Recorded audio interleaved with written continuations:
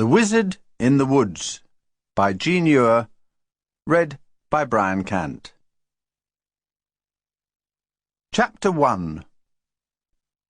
Ben-Muzzy caught his breath in excitement and pulled his yellow cloak tightly round him as he stood at the foot of the steps and gazed up at the large building in front of him.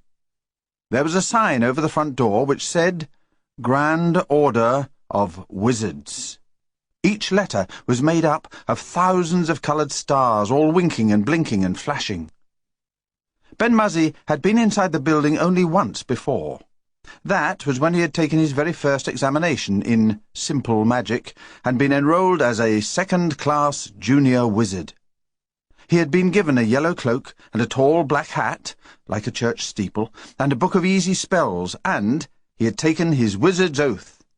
"I promise to be a good wizard, to honour and obey the wizard of all the wizards, and to do my best to help people. I will cast no spells except good spells, and I will not meddle with black magic." That had been a whole year ago. Since then, Ben-Muzzy had been studying very hard and working for a grand high wizard called Wollibar. Wollibar had a first-class junior wizard working for him as well as Ben-Muzzy. The first-class junior was called Podnock. He thought himself rather superior and tended to boss Ben-Muzzy. It was always Podnock who bagged all the really interesting tasks, such as stirring the magic cauldron or feeding the black cat. Ben-Muzzy was not allowed anywhere near the black cat. Black cats are temperamental animals, quite capable of going off their spells for days on end and simply sitting, sulking. What Ben-Muzzy's work mainly consisted of was collecting owls' feathers and four-leafed clovers for Wollibar's spells, or of cleaning the magic cauldron or polishing the magic wand. He enjoyed doing these things, but he did sometimes grow a little impatient. "Always the same with you young wizards," grumbled Wollibar, "always wanting to magic before you can spell." One day, quite by accident, Ben-Muzzy had changed Podnock into a black beetle, and been unable to change him back again. Wollibar had been very cross indeed, and so had Podnock afterwards. It had taken him and two other grand high wizards several hours to change Podnock back from being a black beetle to being a junior wizard. They had had to use 6 tons of acorns and form a magic circle with 3 black cats in the centre, and Wollibar had burnt a hole in his new cauldron. After that, Ben-Muzzy had been told he must practice no spells on other people unless he was under supervision. Podnock said that if he wanted to change himself into a black beetle or a string of frog spawn, he was quite welcome to do so, but there would be trouble if he changed Podnock into anything else. "Even if it's something nice like a treacle tart, I'm working very hard," said Podnock, "and I haven't got the time to waste being changed into things. Just go away quietly by yourself and practice white rabbits." "White rabbits is too easy," complained Ben-Muzzy. "Anyone can produce rabbits from top hats." "You can't," retorted Podnock. "I was watching you the other day, and one of yours had bright blue whiskers." "It was meant to have," said Ben-Muzzy, but Podnock only jeered and said, "Rabbit with blue whiskers." "If you want to grow up to be a senior wizard," said Wollibar sternly, "you'll have to take a bit more care than that." Today, Ben-Muzzy was going to take extra special care because today was the day when second-class junior wizards all over the land had to sit to their exams. If they passed them, they became first-class junior wizards, which was what Ben-Muzzy wanted more than anything in the world. Being a first-class wizard meant you could wear a lovely bright green cloak, like Podnock, instead of this horrible yellow thing, which showed everyone immediately that you were still only a beginner. A puff of smoke appeared at Ben-Muzzy's side, and a senior wizard stepped out of it. "What's this?" said the senior wizard. "Examination day?" Ben-Muzzy nodded shyly. "Scared?" asked the senior wizard. "A bit," said Ben-Muzzy. The senior wizard laughed. "Nothing to be scared of. Just think before you spell. Best of luck, young wizard." Then he folded his cloak around him, nodded his head, and flew carelessly off up the flight of steps and in through the front door. Ben-Muzzy gazed after him enviously. He wondered how it felt to be able to fly like that, with your feet never touching the ground. He remembered once reading how to do it in one of Wollibar's books, It had sounded quite simple, something like Gaudy Ublin Ubble, or was it Ubly Gordon Gubble, or Gubbly Ordin... Ben-Muzzy had no chance to wonder what else it might have been. With a great whoosh, he found himself rising into the air, being propelled like a rocket up the steps towards the door. The door, fortunately, was open. Ben-Muzzy shot through it and into the entrance hall. A sign saying "Reception" flashed past his right ear. A row of gape-mouthed juniors stood watching from the foot of some stairs. Ben-Muzzy attempted an airy wave and bounced painfully off a wall. He was going at a simply tremendous speed, far faster than the senior wizard. He would be done for dangerous flying if he weren't careful. Ben-Muzzy flapped his arms, trying to brake. Nothing happened. He suddenly realized he didn't know how to stop. "Help!" bleated Ben-Muzzy. "I don't know how to stop!" A very old and wise-looking Grand High Wizard was walking down the corridor, a black cat perched on his shoulder. "Help!" cried Ben-Muzzy. His yellow cloak billowed out and caught the Grand High Wizard's hat in its folds. Ben-Muzzy carried the hat along with him. The black cat spat and gave chase. "Help me!" shrieked Ben-Muzzy again. "I'm out of control!" There was an open window ahead of him. He would go flying straight through it, and out over the rooftops. He might go on flying forever. "Help!" screamed Ben-Muzzy at the top of his voice. The Grand High Wizard sighed. "Elboo, nilboo, e-drog," he said calmly. Ben-Muzzy sat down on the floor with a bump. The cat caught up with him and stood spitting. Ben-Muzzy scrambled rather shakily to his feet and found that he'd been sitting on the Grand High Wizard's hat. It was crushed.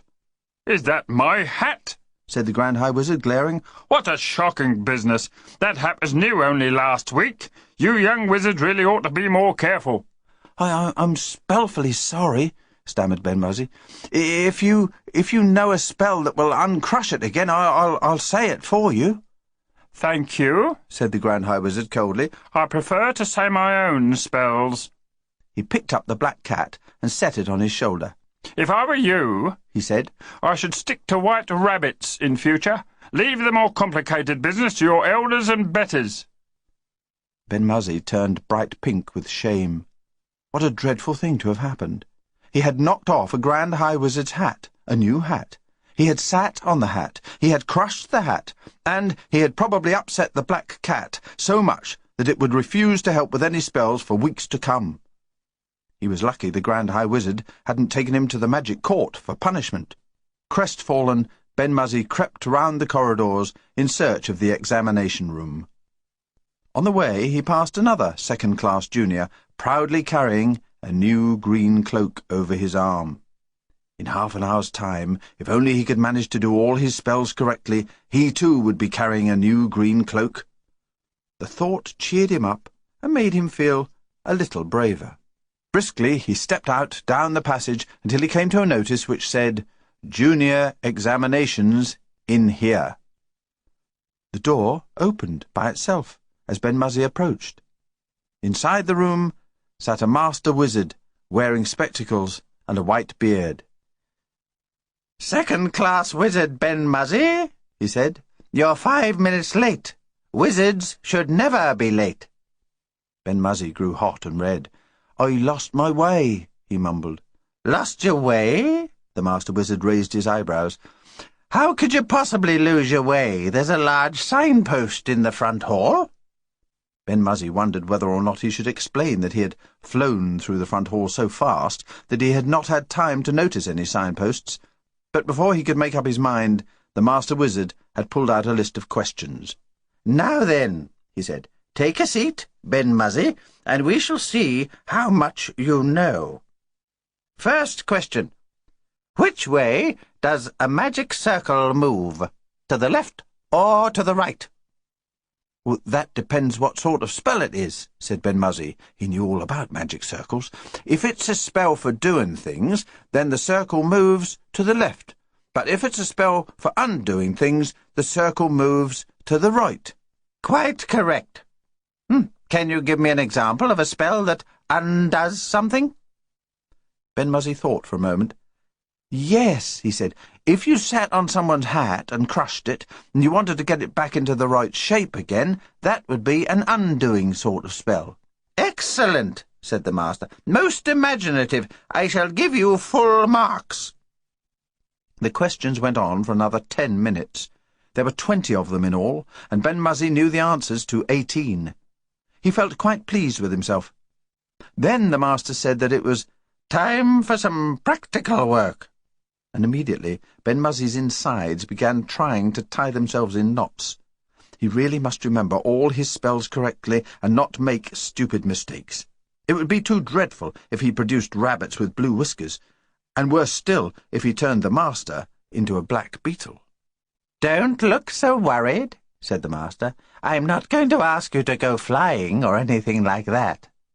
At the word flying, Ben-Muzzy's insides promptly tied themselves into a tight knot. "Right," said the master. "White rabbits."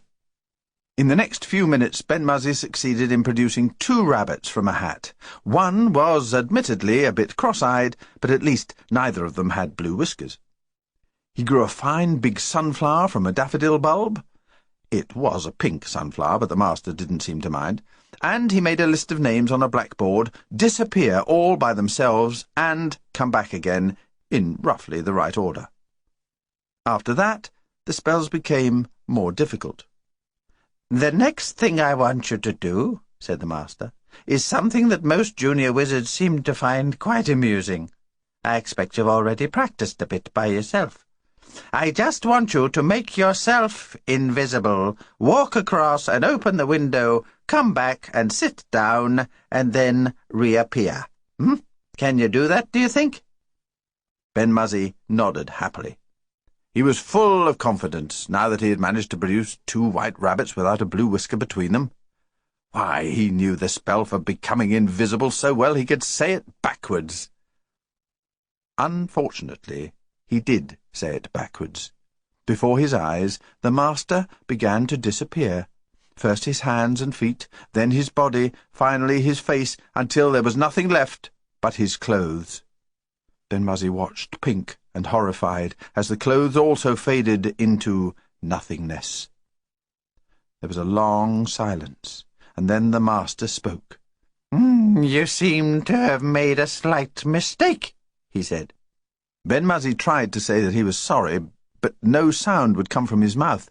He just sat and gaped at the space on the other side of the master's desk, where the master was sitting, invisible. "If by any chance," suggested the master, "you know the spell that will bring me back again, I shall consider giving you half marks." Ben-Muzzy squeezed his brain until it hurt. "Awful," he said. "Go on," said the master. "Awful Flynn Doola," gasped Ben-Muzzy. Slowly the master began to reappear, starting with his hands and his feet, and then his body, and then his face, until at last he was all there again. Only one thing was missing. "What about my clothes?" demanded the master in an awful voice. Ben-Muzzy grew pinker than ever. "You young wizards," said the master. Impatiently he made some magic passes in the air and reclothed himself. "You really must learn to concentrate." There was only one spell left now. Ben-Muzzy sat forward on his chair, concentrating hard. "This time," said the master, "I want you to magic yourself to room 3 on the ground floor. My assistant is there waiting for you, and he will bring you back here again and tell me whether you arrived according to the rules and all in one piece." This was a very difficult spell indeed. Some of the hardest spells in the land were those of removing yourself from one place to another. Really top wizards like Wollibar could magic themselves just wherever they wanted, but even senior wizards sometimes left part of themselves behind and had to go back for it. And junior wizards quite often ended up in the wrong place altogether. "Take your time," urged the master, "and for magic's sake, if you don't know the correct spell, just say so." Ben-Muzzy was almost sure that he knew it. He stood up and pulled his cloak round him, swallowed 3 times and frowned nervously. Cloo, clo, claw, clay, clay, clee. Number 3. Let it be.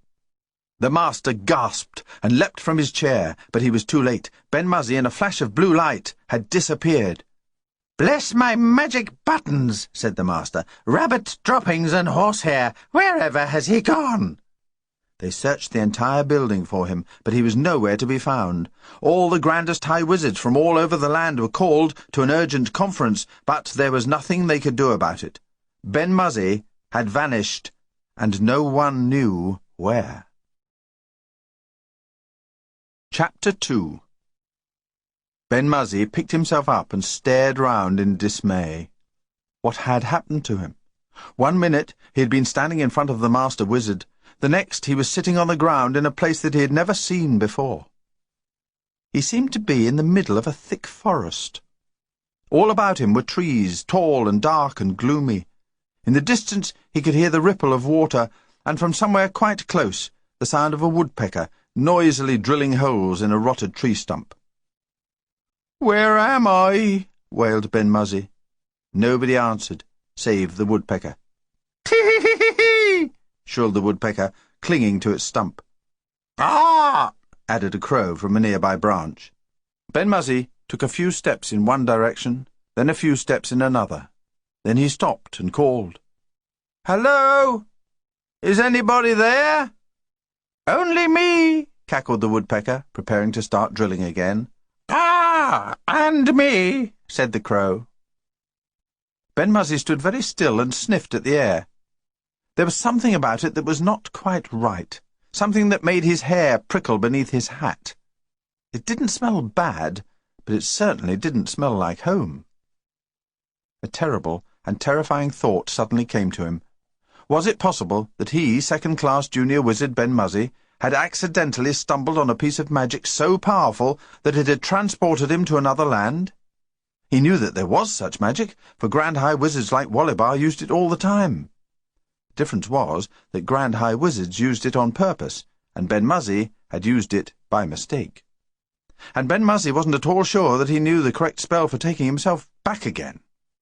Obviously there were spells for taking you back. In fact, he had seen them in one of Wollibar's books. But even if he could manage to remember any, what use would they be?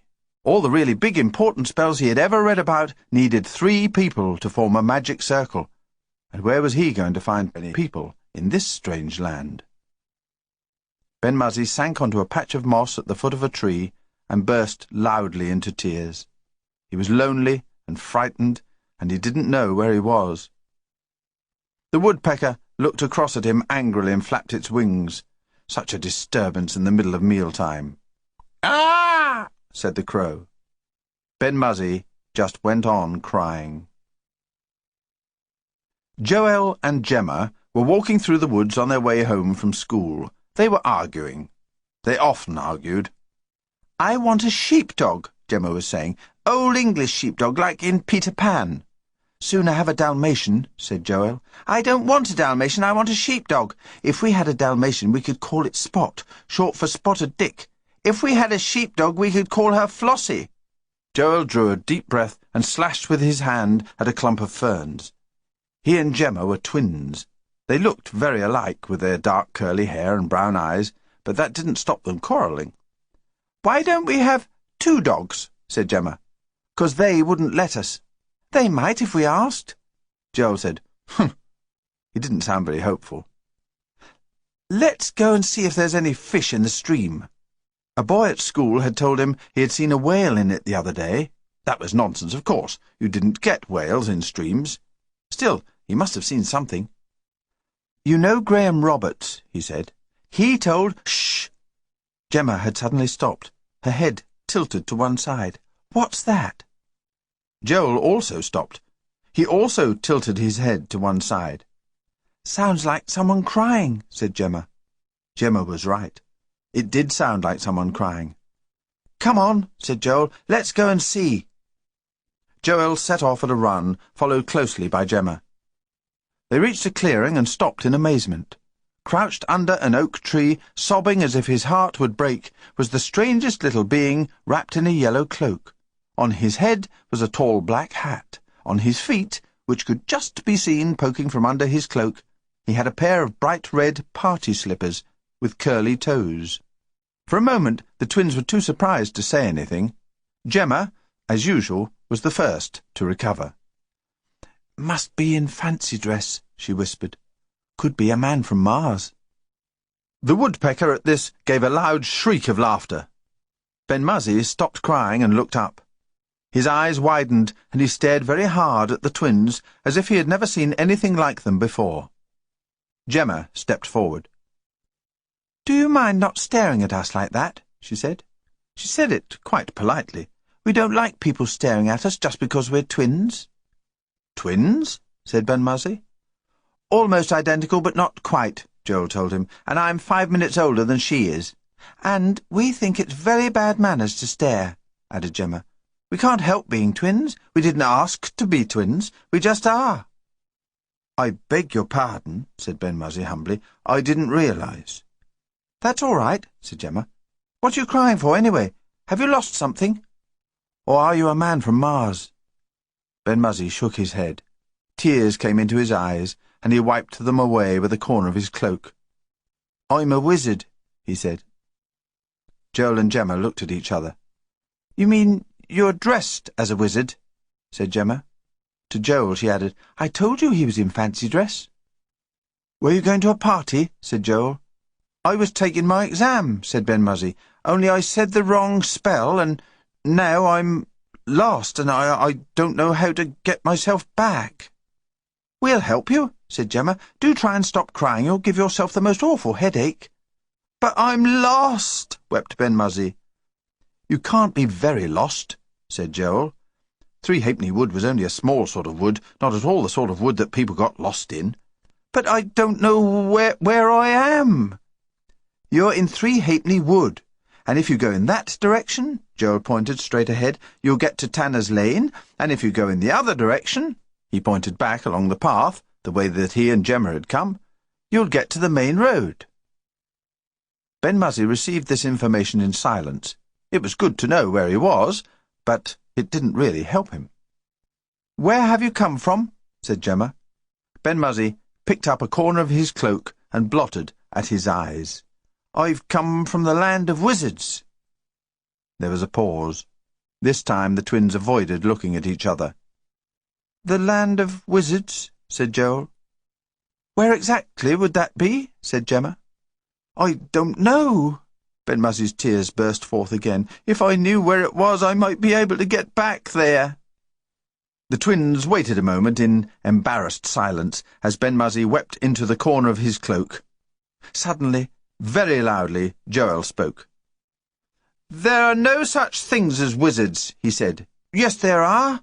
Ben-Muzzy blotched fiercely at his nose. "I'm a wizard, a second-class junior wizard, only I said the wrong spell, and now I'm lost." Joel pursed his lips. Whales in the stream was one thing, wizards in the wood was another. Wizards in the wood was ridiculous. Gemma, squatting down beside Ben-Muzzy, took out a handkerchief and offered it to him. "Would you like to borrow this?" she said. Ben-Muzzy looked at it doubtfully. "I've only used it once," said Gemma, "and it's better than messing up your nice cloak, especially if you're going to a party." Ben-Muzzy snatched at the handkerchief. "I'm not going to a party. I said the wrong spell, and it all went wrong." "So, why don't you just say another spell," said Joel, "and make it all go right?" Ben-Muzzy blew his nose on Gemma's handkerchief. I would if I knew one, but I can't remember them properly." "I'm sure you could if you tried." Joel said it sternly, like Miss Harriet at school. "It's a question of applying yourself." Ben-Muzzy sniffed miserably into the handkerchief. I'd need a magic circle," he said. "Where would I get a magic circle from?"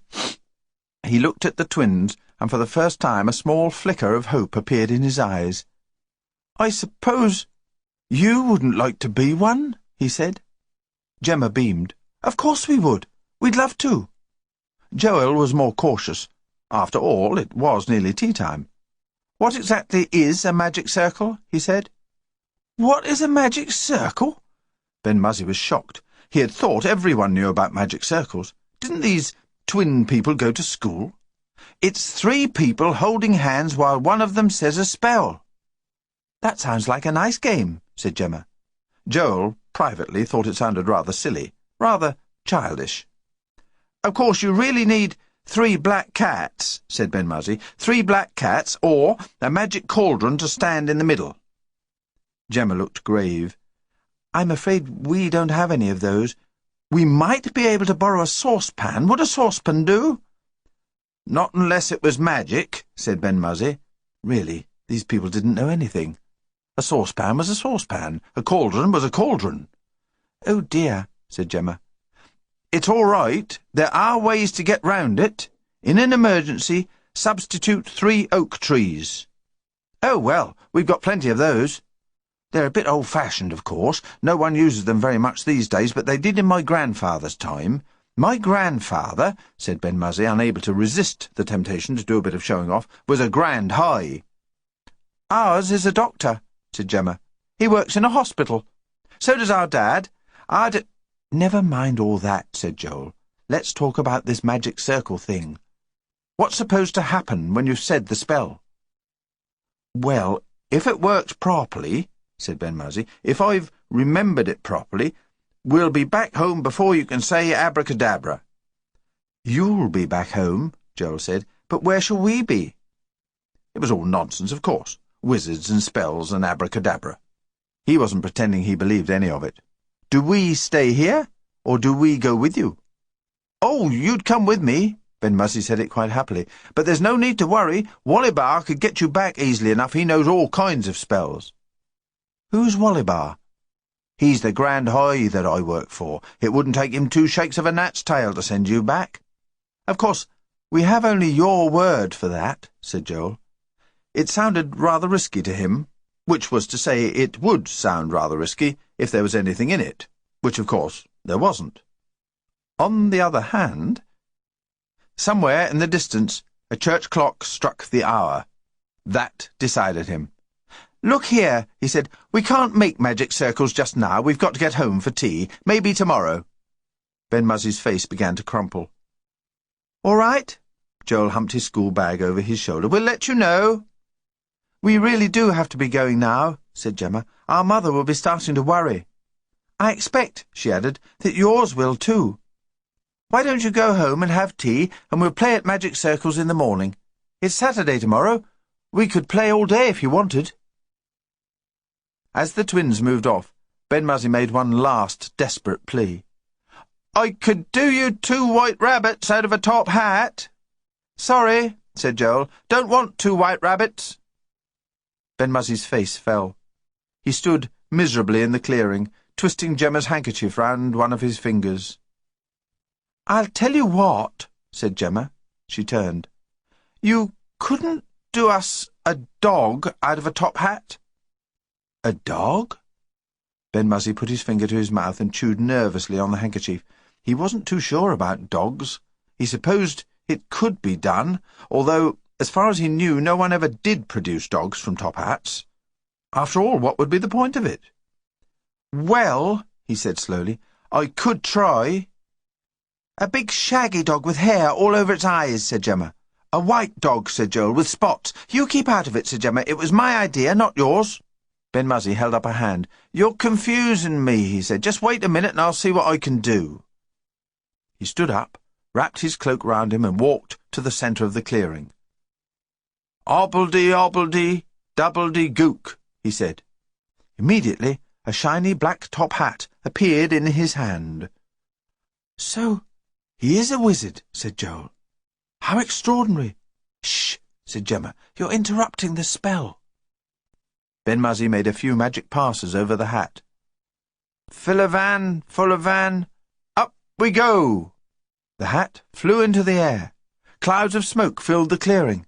When the smoke faded, the twins could see Ben-Muzzy standing proudly by the side of a large pink animal with blue spots and flapping ears and a long pink trunk. There, he said, you're a dog.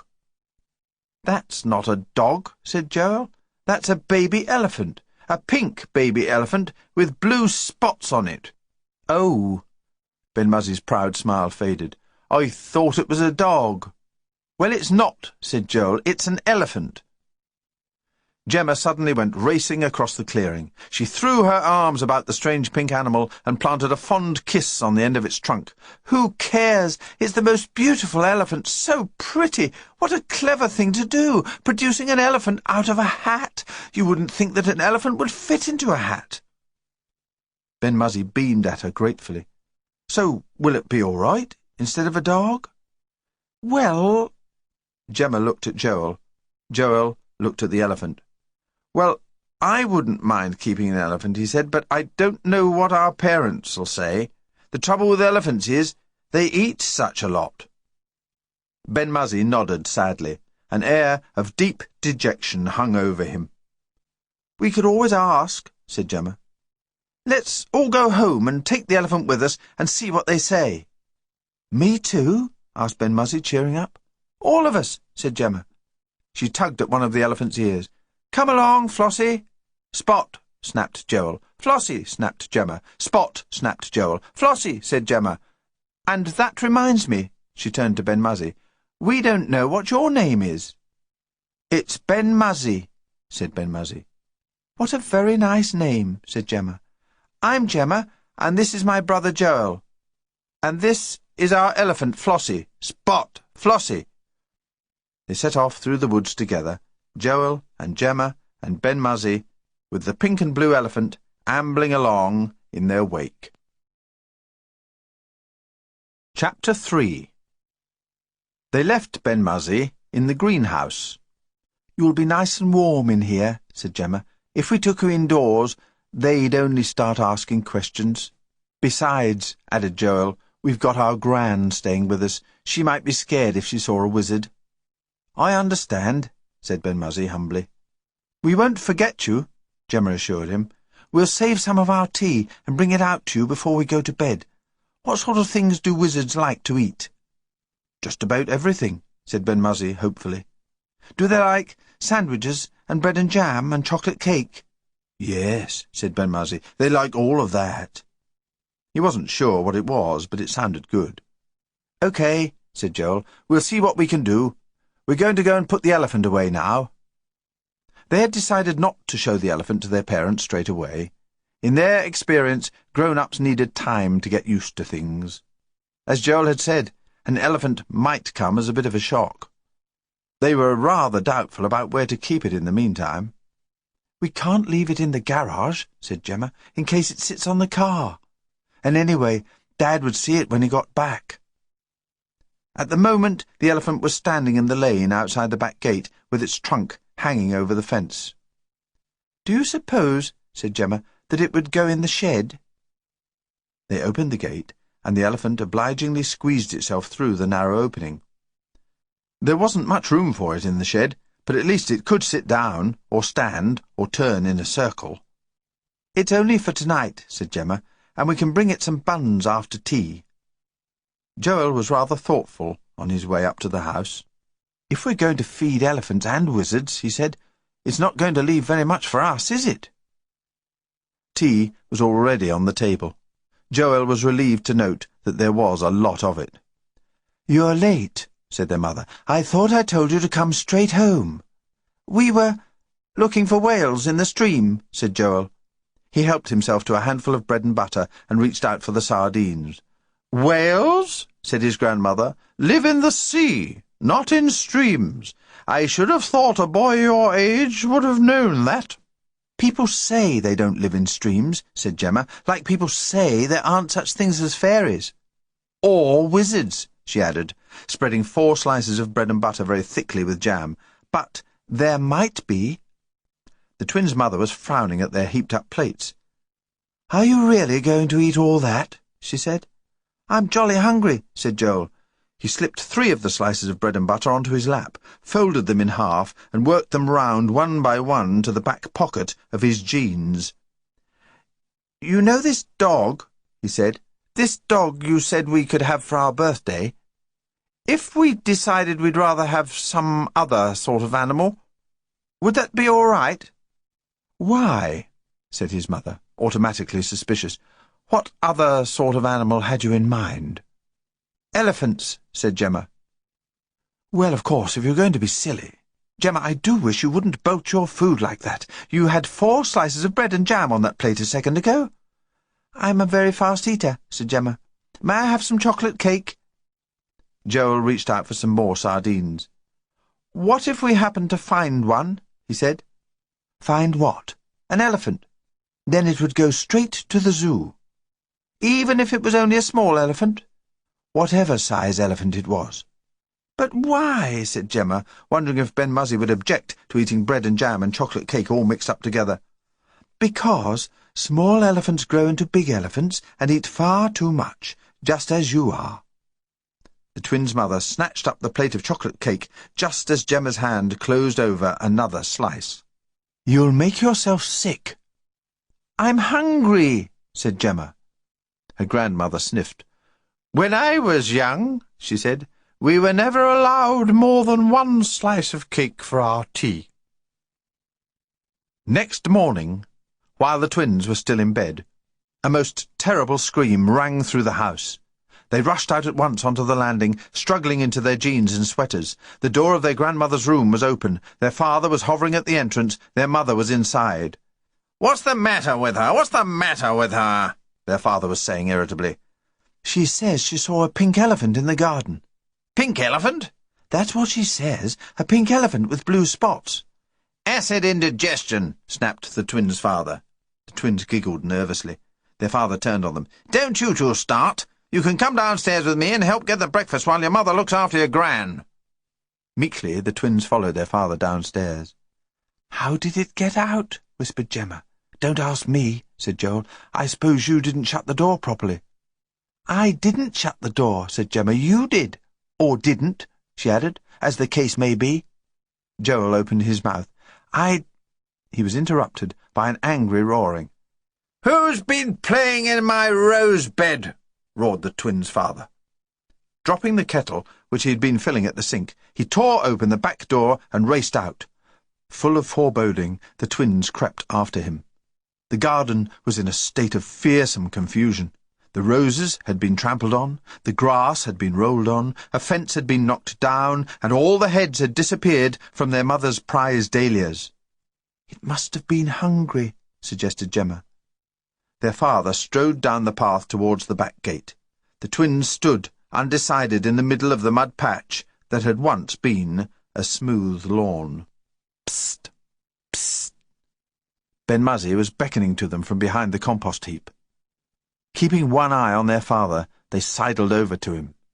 "It got out," whispered Ben-Muzzy. "It got out and ate up all those flower things before I could stop it, and then it started playing games all by itself in the middle of the grass.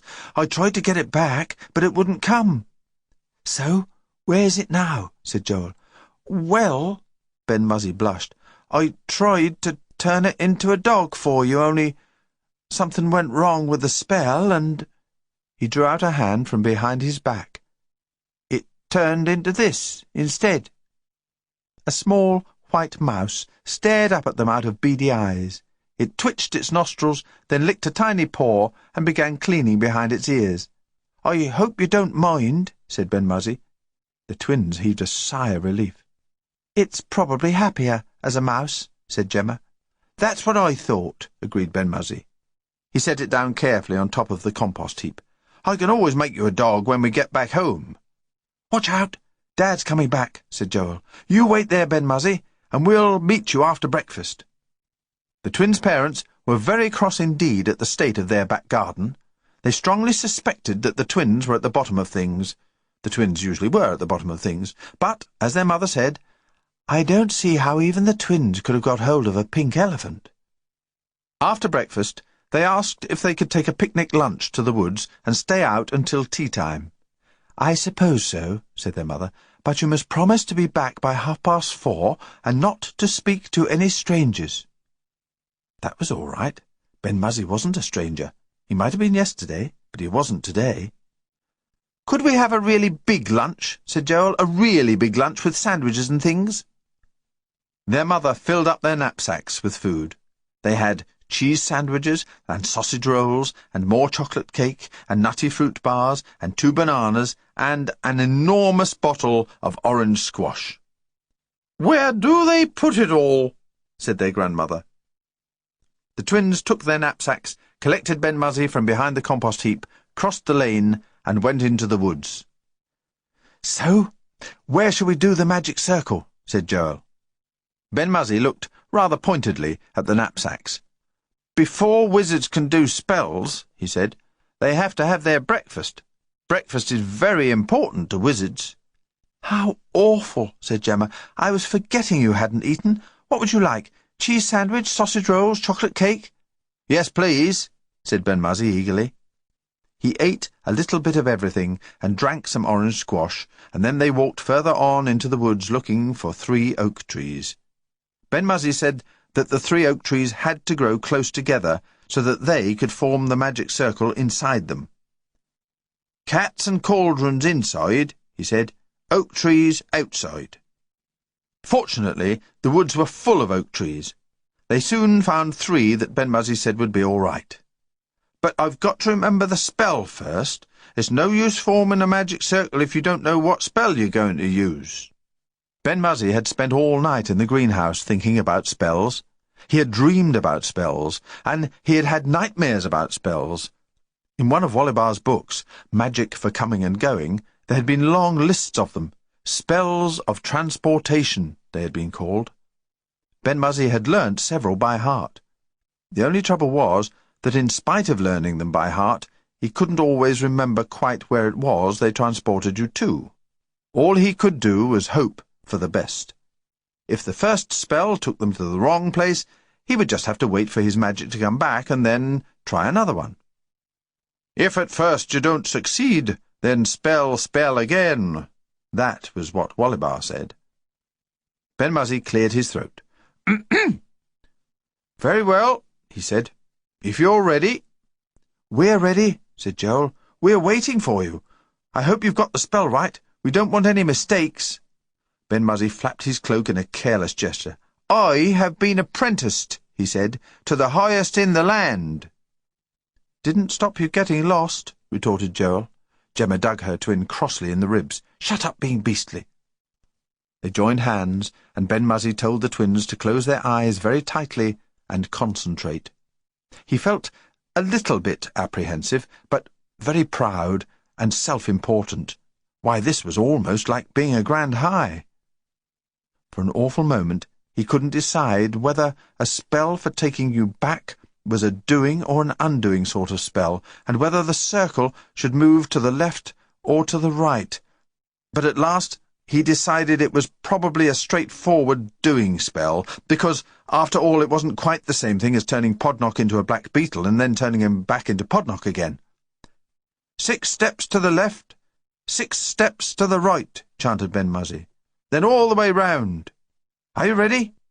They took 6 steps to the left. They took 6 steps to the right. Ben-Muzzy began his spell. Wish along, wash along, tack along, back along. Up we go, down we go. A vivid blue light appeared. For a second or so it hovered uncertainly over the magic circle. Then, with a sudden puff, it turned itself into a cloud of smoke. The smoke rose into the air, and the magic circle rose with it. Ben-Muzzy, twins, knapsacks, and all. The oak trees were left standing as before. Chapter 4. "Are we here?" said Joel. "Is this it?" said Gemma. They stared round in wonderment. They were in a land that looked like a picture postcard. The grass was emerald green, the sky bright blue with a few puffy pure white clouds, and a shining yellow sun. "Well," said Joel, "is it?"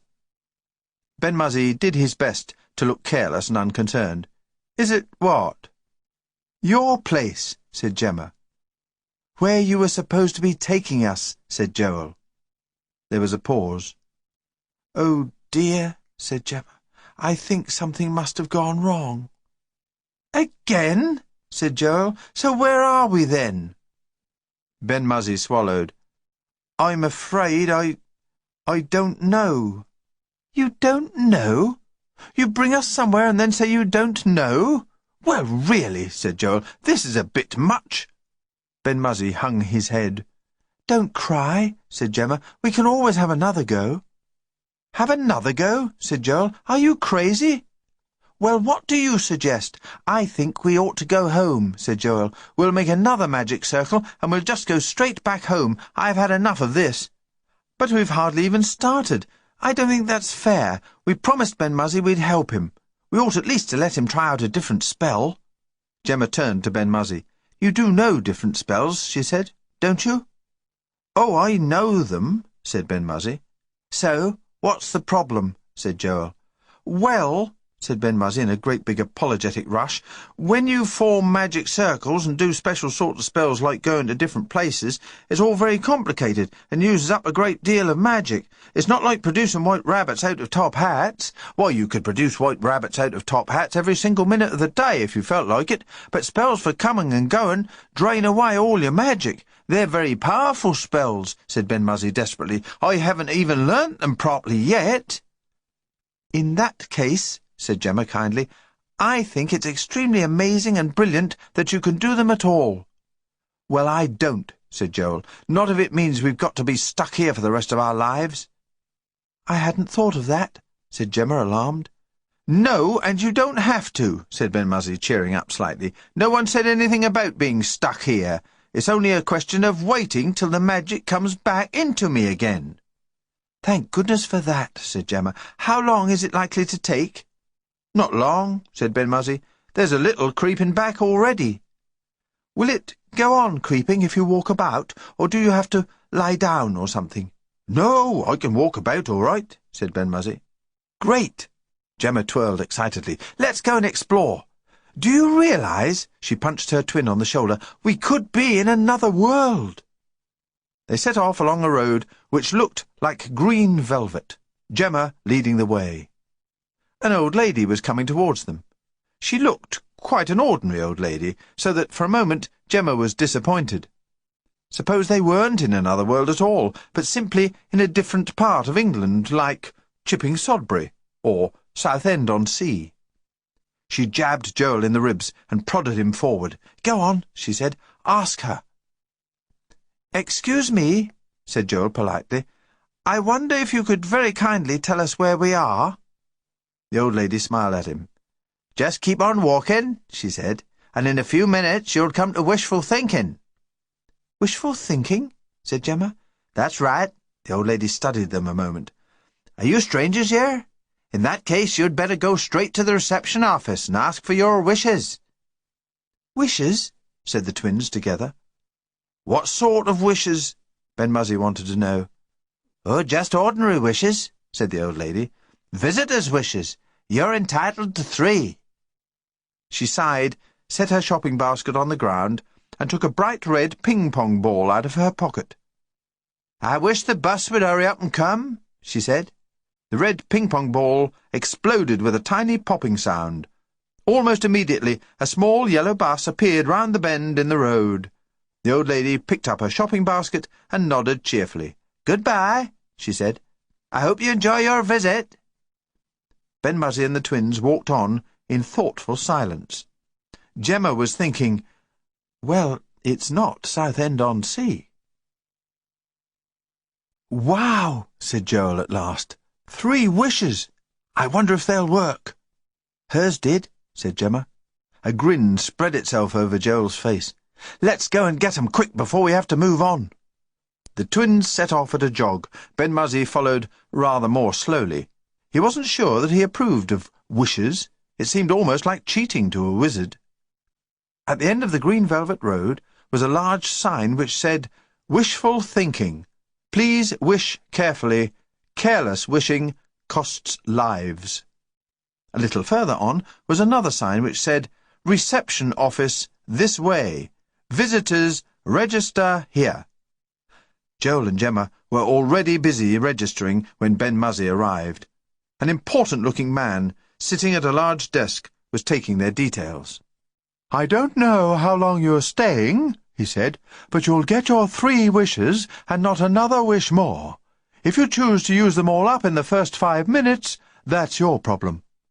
It won't be any good coming and complaining to me when someone wishes you had purple hair or blue arms. Visitors must take their chance, the same as everyone else.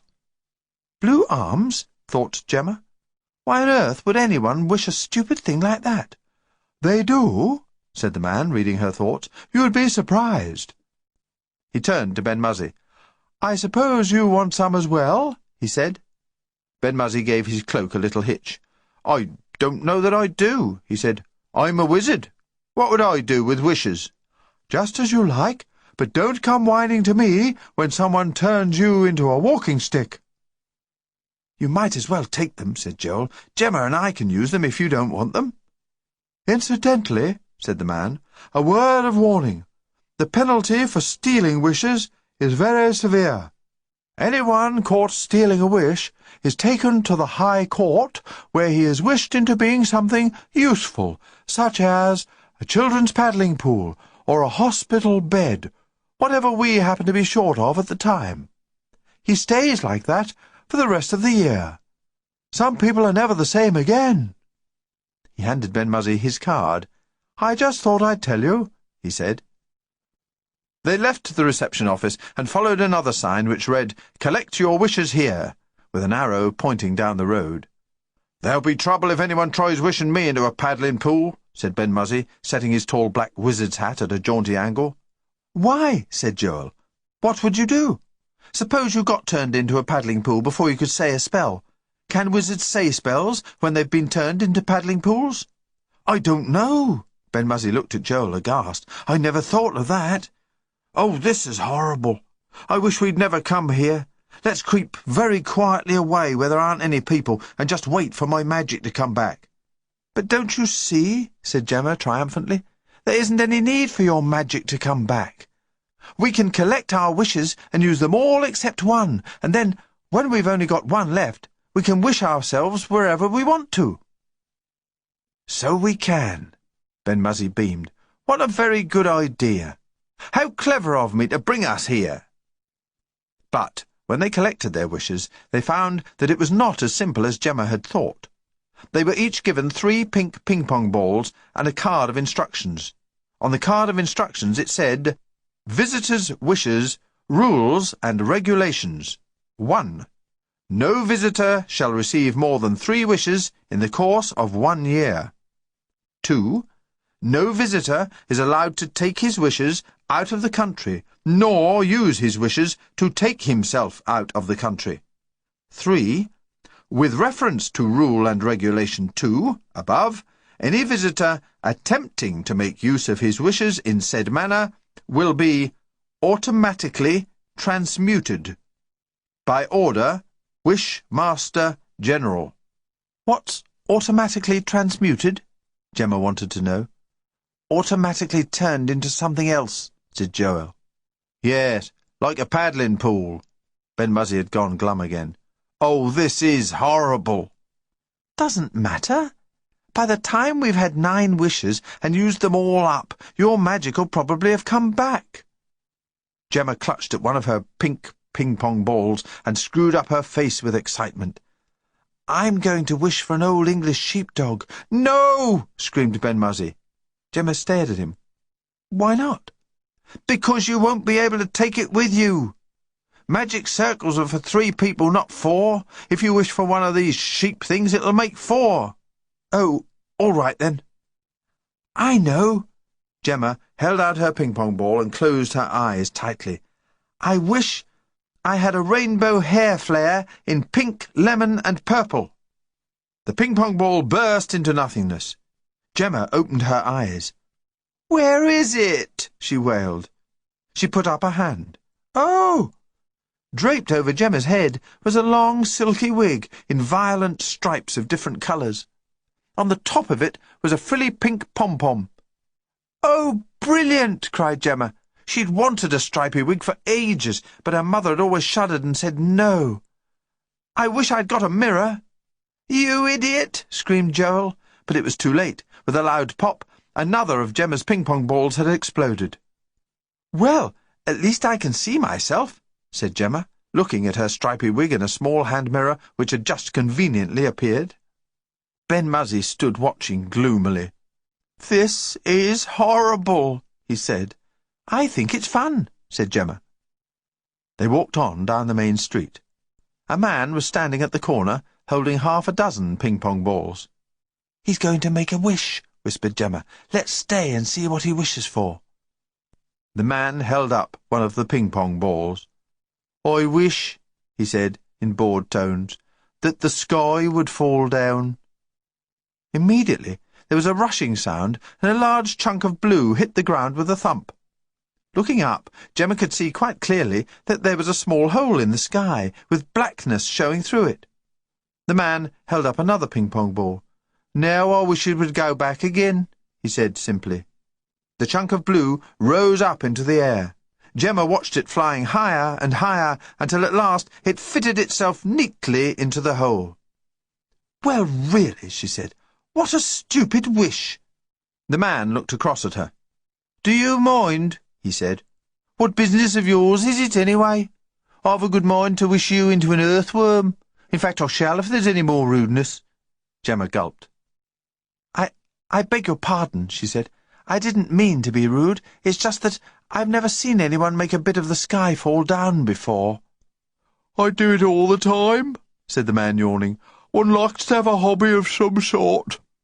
"Yes, of course," agreed Gemma. "It's an extremely interesting hobby, far more interesting than stamp collecting. I'm surprised more people don't do it." "More people?" said the man. "I shouldn't want more people to do it." "No, well," said Gemma, I mean—" Joel and Ben-Muzzy pulled her hastily away. "You really mustn't make personal remarks to people," said Ben-Muzzy urgently. "There's no telling what they might do to you." They continued on their way down the street. Gemma noticed that there were no shops to be seen anywhere. She remarked on this to Joel. "Well, of course there aren't," he said. "What would you need shops for, when all you've got to do is wish for things? Just think of it. Instead of not being able to buy ice creams because you've run out of pocket money, all you'd have to do is say, 'I wish I had 1,000 ice creams,' and there you are. You'd have enough to last you for—" He broke off, wide-eyed with astonishment. One of the ping-pong balls, which he had stuffed into his pocket, had exploded with a familiar ping, and in front of him, bursting up out of the ground, were hundreds upon hundreds of ice cream cornets, each covered with a tiny lid. There seemed to be no end to them. One after another they popped up, until the whole street was full of ice creams. Gemma giggled. There you are," she said. "Now you've got 1,000 ice creams, and you'll never be able to eat them all." "That's just stupid," said Joel. He was cross with himself for wasting a wish. Ice creams were all very well, especially if they were strawberry, but what could you do with 1,000 of them? There ought to be a law saying wishes will only come true if you really mean them. "Bit late for that now," said Gemma. "You'd better start eating." Joel bent down and began removing the lids. There were strawberry ice creams, and chocolate ice creams, and coffee ice creams, and vanilla ice creams, and hazelnut ice creams, and raspberry ice creams, and just about every single sort of ice cream that anyone could ever wish for. Joel set rapidly to work on them. Gemma and Ben-Muzzy watched him greedily. "Wizards like ice creams," said Ben-Muzzy after a while. "Do they like vanilla ice creams?" asked Joel, who wasn't very keen on them. "Yes," said Ben-Muzzy. "They like any sort of ice cream." "All right," said Joel generously. "You can have some if you want." Gemma and Ben-Muzzy began collecting up ice creams as fast as they could. For a long time they ate in silence, and then Gemma stopped and straightened up. "It's funny," she said, "but I don't think I like ice cream quite as much as I used to." "I was just thinking the same thing myself," agreed Ben-Muzzy. "I'm not sure that ice cream is good for wizards." "So if," said Gemma to Joel, "you could just very quickly eat a few hundred more—" Joel groaned. "I've had enough rotten ice cream to last me a lifetime," he said. "I don't think it's very good ice cream. It makes you feel sort of sick." "I told you wouldn't be able to get through them all," said Gemma. She swished her rainbow flare and began crunching her way across the remaining hundreds of ice creams, with Joel and Ben-Muzzy following slowly behind. As they reached dry land again, A boy came up to them. "Oi, you," he said. "Are those your ice creams?" "They were," said Joel, "but I've finished with them. You can have them if you like." "I don't want them," said the boy, "but you jolly well better clear up that mess or you'll be in trouble." "How can I clear it up? I haven't anything to clear it up with," said Joel. The boy stared at him in a very peculiar way. "You've got wishes, the same as everyone else, haven't you? Then you can jolly well wish it was cleared up." "Oh, wish it yourself," said Joel rudely. He was all filled up with ice cream, and he didn't think he liked this bossy boy. "Wish it yourself," he said, "fathead." The boy turned purple with rage. "Snotball," he retorted. A nasty gleam appeared in his eye. "I wish your nose would turn purple, and I wish you were all covered in spots, so there!" There were two small explosions. Gemma looked at her twin and gasped. His nose had turned bright purple, and his face was splattered in large pink blotches. Beside himself with fury, Joel snatched his two remaining wishes from his pocket. "I wish you were bright scarlet all over," he shouted, "and I wish your ears stuck out," he added triumphantly. Gemma and Ben-Muzzy watched in horrified fascination as the bossy boy gradually turned as red as a lobster, and his ears began flapping noisily on either side of his head. "Joel, how could you?" said Gemma. "Well, he did it to me first," mumbled Joel, rather ashamed of himself. The bossy boy was bossy no longer. Large tears began to roll down his cheeks. "I haven't any more wishes left, and now I shall have to stay like this until tomorrow." He ran off, sobbing down the street. Gemma looked severely at Joel.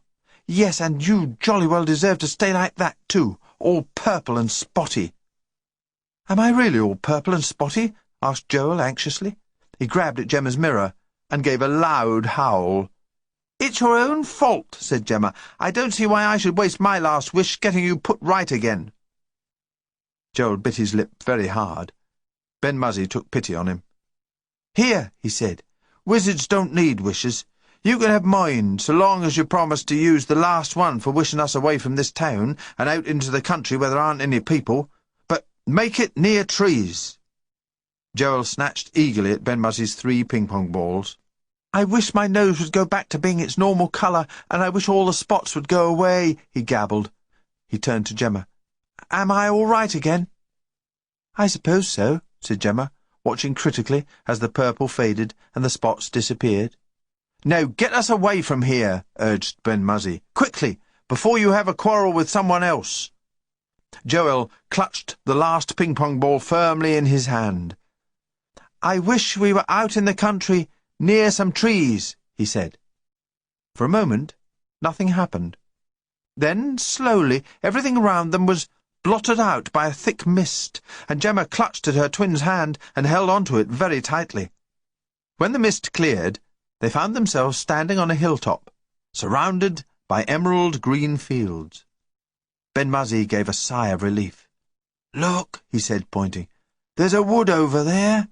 Let's walk across to it and see if we can find some oak trees." They set off down the hill and across the fields.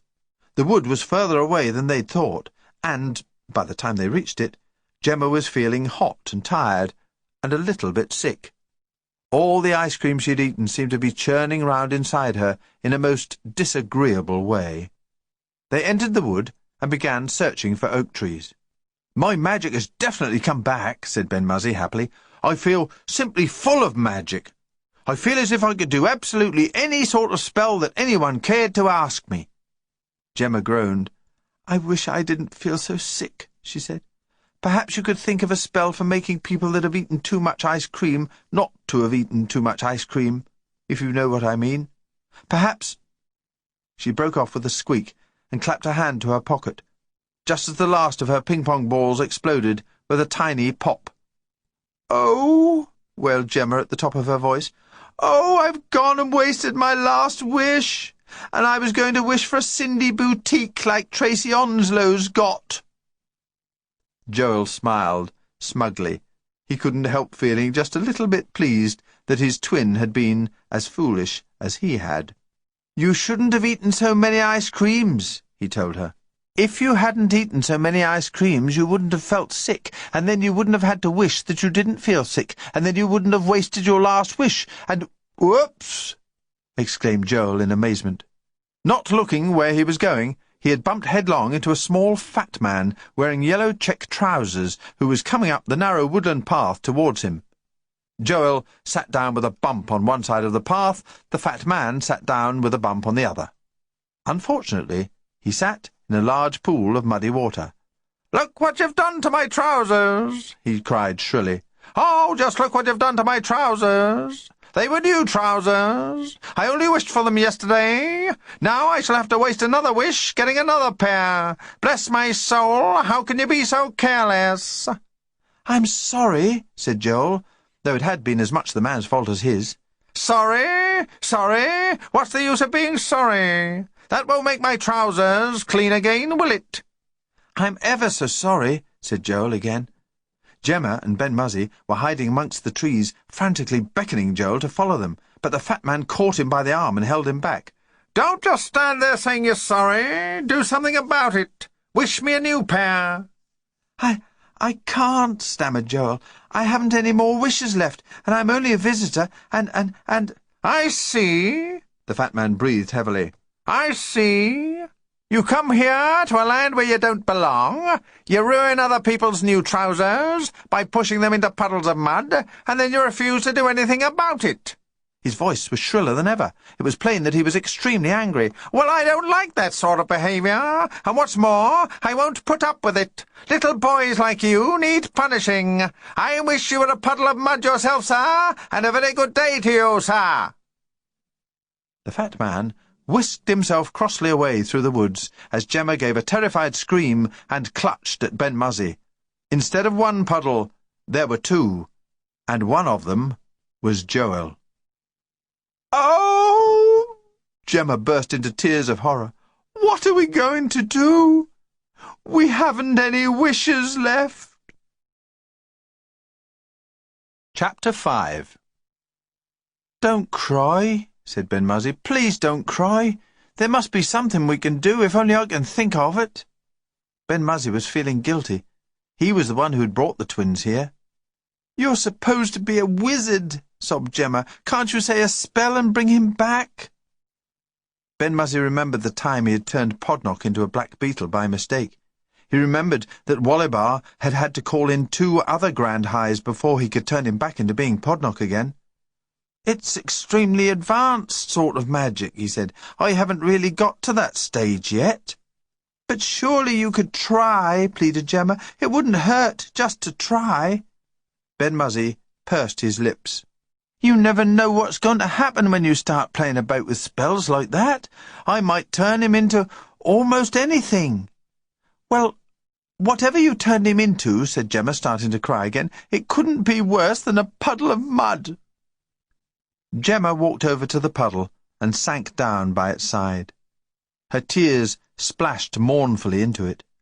How could she go home without Joel?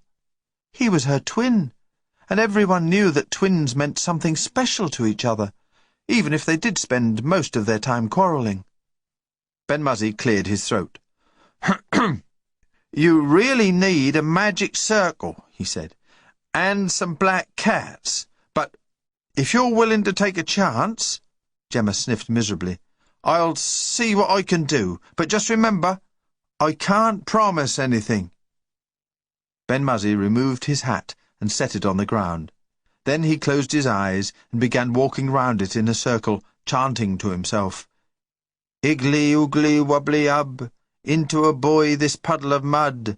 Iggly, oogly, wobbly in, change it back to Gemma's twin." Gemma watched breathlessly as a curious blue light settled itself over the mud. The next moment there was a flash, and where the mud had been now stood a small red squirrel with a bushy tail and bright eyes. Gemma's face fell. It was a beautiful squirrel, but it wasn't Joel. "Well, it's better than it was," said Ben-Muzzy hopefully. "I'll try again and see what happens." He set off once more in a circle.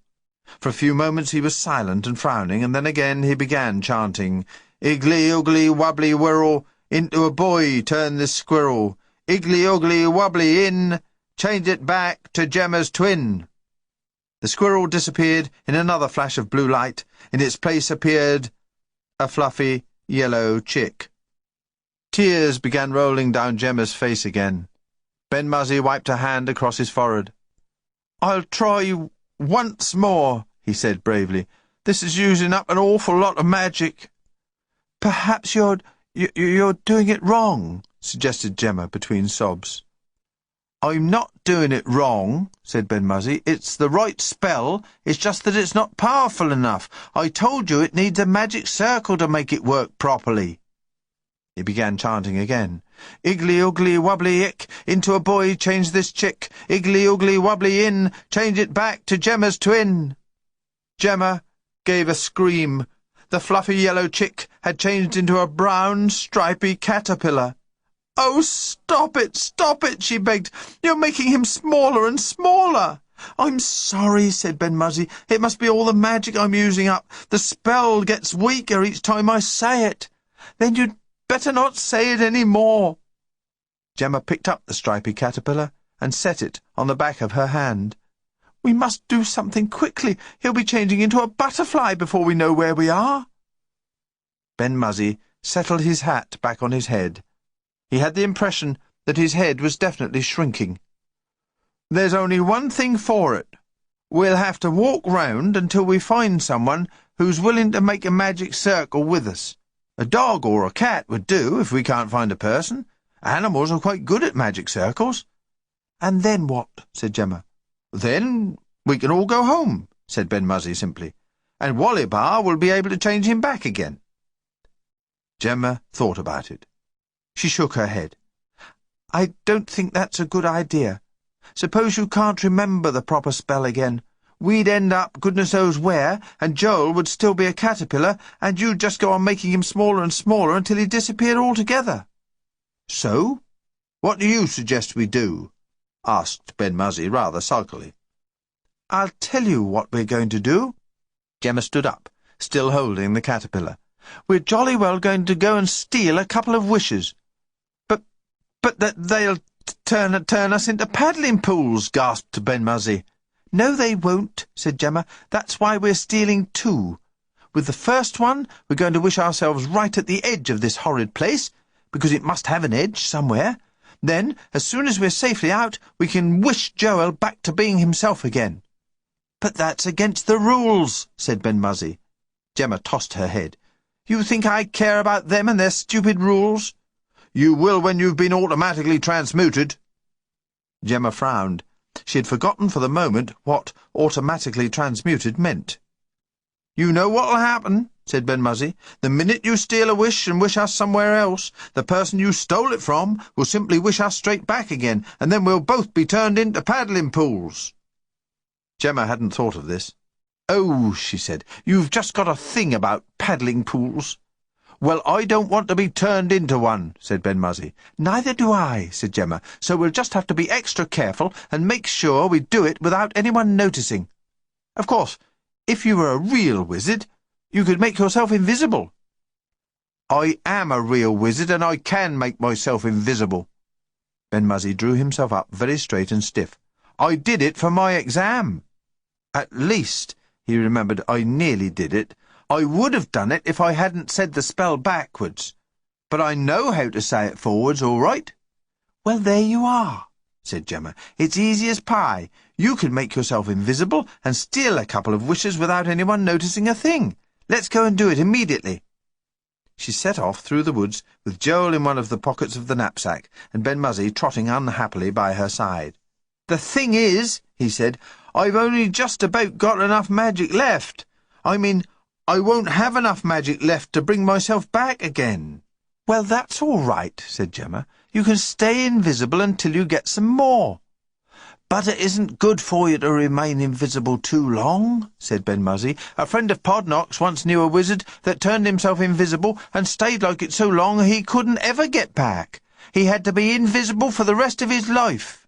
There are very strict rules about making yourself invisible," said Ben-Muzzy desperately. "You're not supposed to do it more than once a day, and you're not supposed to stay like it for more than half an hour." "Well, surely by the end of half an hour you'll have enough magic to get yourself visible again," said Gemma. "I might have," said Ben-Muzzy, "but there again I might not. And anyway, I'm not sure I like this idea. It's dangerous, and it's not good to steal things." "Who cares?" cried Gemma. "I'm jolly well not going to let Joel stay a caterpillar and turn into a butterfly and die. And I really don't see," she added, "what harm it can do to steal 2 measly wishes from people that have so many they go round turning people into puddles of mud." Ben-Muzzy really couldn't think of any answer to that. They left the wood and walked along a narrow lane. At the end of the lane was a collection of small cottages. 2 women were standing outside one of them talking. As Gemma passed, she could see that both women had pockets bulging with red ping-pong balls. She nudged at Ben-Muzzy. "There you are. They've got so many wishes, I bet they don't know what to do with them. You can take one from each of them, and I don't expect they'll even notice they've gone." Ben-Muzzy nodded gloomily. They walked away from the houses and stopped round the corner of the lane. "I'll wait here for you," said Gemma. "As soon as you've got them, you can run back and collect me, and we'll wish ourselves right to the edge of the land." Ben-Muzzy clamped his hat firmly on his head and concentrated all his remaining magic on the spell for making himself invisible. This time he must remember to say it forwards and not backwards. Gemma watched in fascination as Ben-Muzzy slowly began to disappear. First his feet, and then his hands, and then the rest of him, until only the tip of his hat could be seen. "Have I all gone?" asked Ben-Muzzy anxiously. "All except a bit of your hat," Gemma told him. "Well, that's because I've run out of magic again. You'd better hold it for me." The tip of Ben-Muzzy's hat rose into the air and came towards Gemma, who giggled nervously as she took it. It was a strange feeling to hold an invisible hat. "All right," said Ben-Muzzy. "I'm going now. Wait here for me." Ben-Muzzy crept silently back down the lane until he came to the houses. The 2 women were still talking. Holding his breath, he dipped a hand into each of their pockets and lifted out 2 ping-pong balls. The women noticed nothing. Still holding his breath, Ben-Muzzy tiptoed back again. All went well until a small girl came out of a cottage. She stared at the 2 ping-pong balls, apparently floating through the air by themselves, and then she made a sudden snatch at them. Ben-Muzzy took to his heels and ran. The small girl, squeaking with excitement, ran after him. "Quick!" panted Ben-Muzzy, seizing Gemma's hand. "Someone's after me!" The small girl turned the corner. She stopped as she saw Gemma. The ping-pong balls were floating in the air by her side. "Here!" said the small girl accusingly. "Those aren't your wishes. Only grown-ups have red wishes. You're not a grown-up." "I wish that Gemma and Joel and I were right at the edge of this land," gabbled Ben-Muzzy breathlessly. The small girl opened her eyes very wide as a mist gradually rose up round Gemma and the one remaining ping-pong ball. They heard her running back down the lane, shouting at the top of her voice, "Ma, Ma, there's someone been stealing wishes!" Inside the swirling mist, Gemma shivered. Ben-Muzzy clutched her hand tighter. "As soon as we get there, we'll run into the next land before they can call us back again," he said reassuringly. "Yes," said Gemma, but inside herself she was thinking, suppose they won't let us through? Suppose they call us back before we get there? Ben-Muzzy was thinking the same thing. The mist began to clear again, and they stood waiting, wondering where they would be. Would they still be in the same place, in the lane, near the row of cottages, with the small girl standing accusingly in front of them? What would happen to them? Would they be taken to the High Court and turned into paddling pools? "Look! Look!" Gemma was almost sobbing with relief. Ben-Muzzy peered through the fading mist and saw a large signpost which said, "Edge of Wishing Land. Danger past this point." "I don't care if there is danger," declared Gemma. "I'm not staying here another minute." Chapter 6. Gemma and Ben-Muzzy were floating. They had stepped over the edge of Wishing Land into complete nothingness. Curiously enough, it wasn't the least bit frightening. Currents of air supported them, bouncing them upwards, toppling them downwards, and if they fell off, it scarcely mattered, for all about them were clouds, big and billowy, soft as dishcloths. Sinking into a cloud was like sinking into an armchair made of cotton wool. "This is very strange," said Gemma, sliding down an air current. "I suppose in a minute we shall wake up." "Wake up?" said Ben-Muzzy. "I'm not asleep." "Are you sure?" said Gemma. "I thought perhaps it might be a dream." "Well, it's not," said Ben-Muzzy. He only wished that it were. He was still concerned at having to remain invisible. The wizard that Podnock's friend had known had had to paint his face and hands with pink paint in the end, so that people could see him. "In that case," said Gemma, "I think we ought to use that other wish quickly before Joel starts turning into a chrysalis." She took the caterpillar out of her knapsack. "Have you got it?" Ben-Muzzy opened his hand. "Oh," he said, and then, "Oh!" "What is it?" cried Gemma. "Don't say you've gone and lost it." "Certainly not," said Ben-Muzzy. "So why did you say 'oh' like that?" "Because I think I've discovered what the catch is. I think these wishes must be made to self-destruct." "You mean you've squashed it?" "I mean it's all shriveled up to nothing. It's just a nasty sticky mess, like glue, like—" Before Ben-Muzzy could finish, there was a muffled shout from somewhere near Gemma's right ear. "What's going on?" "Joel!" shrieked Gemma. She made a grab at him with the hand which had been holding the caterpillar. Joel hung in space, rubbing his eyes and looking bewildered. "Where are we?" he said. "Have I been asleep? I've been having the most peculiar dreams. I dreamt I was all kinds of different things." "You were," said Gemma. "Just a second ago you were a caterpillar." "I thought I was," said Joel. "So what are we doing now?" "Now we're floating through space," said Gemma. "Oh, I see," said Joel, and then, "No, I don't. What are we doing that for?" "Because we've escaped. Ben-Muzzy very kindly turned himself invisible. The only trouble is he's run out of magic and he thinks he might have to stay invisible for always." "Doesn't look very invisible to me," said Joel. Gemma turned her head. "You're right. He's come back." "I have?" Ben-Muzzy patted anxiously at himself. "Are you sure?" "Positive," said Gemma. She dug her hand into the knapsack, intending to take out her mirror so that he could check. The mirror was not there. Neither was the rainbow hair flare. "Oh," wailed Gemma, "my things have all gone." "Obviously," Ben-Muzzy happily waved his hand to and fro in front of his face.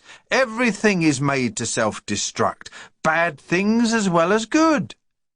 "So you couldn't go there and wish for £1,000,000 and take it home with you, even if you wanted," said Joel.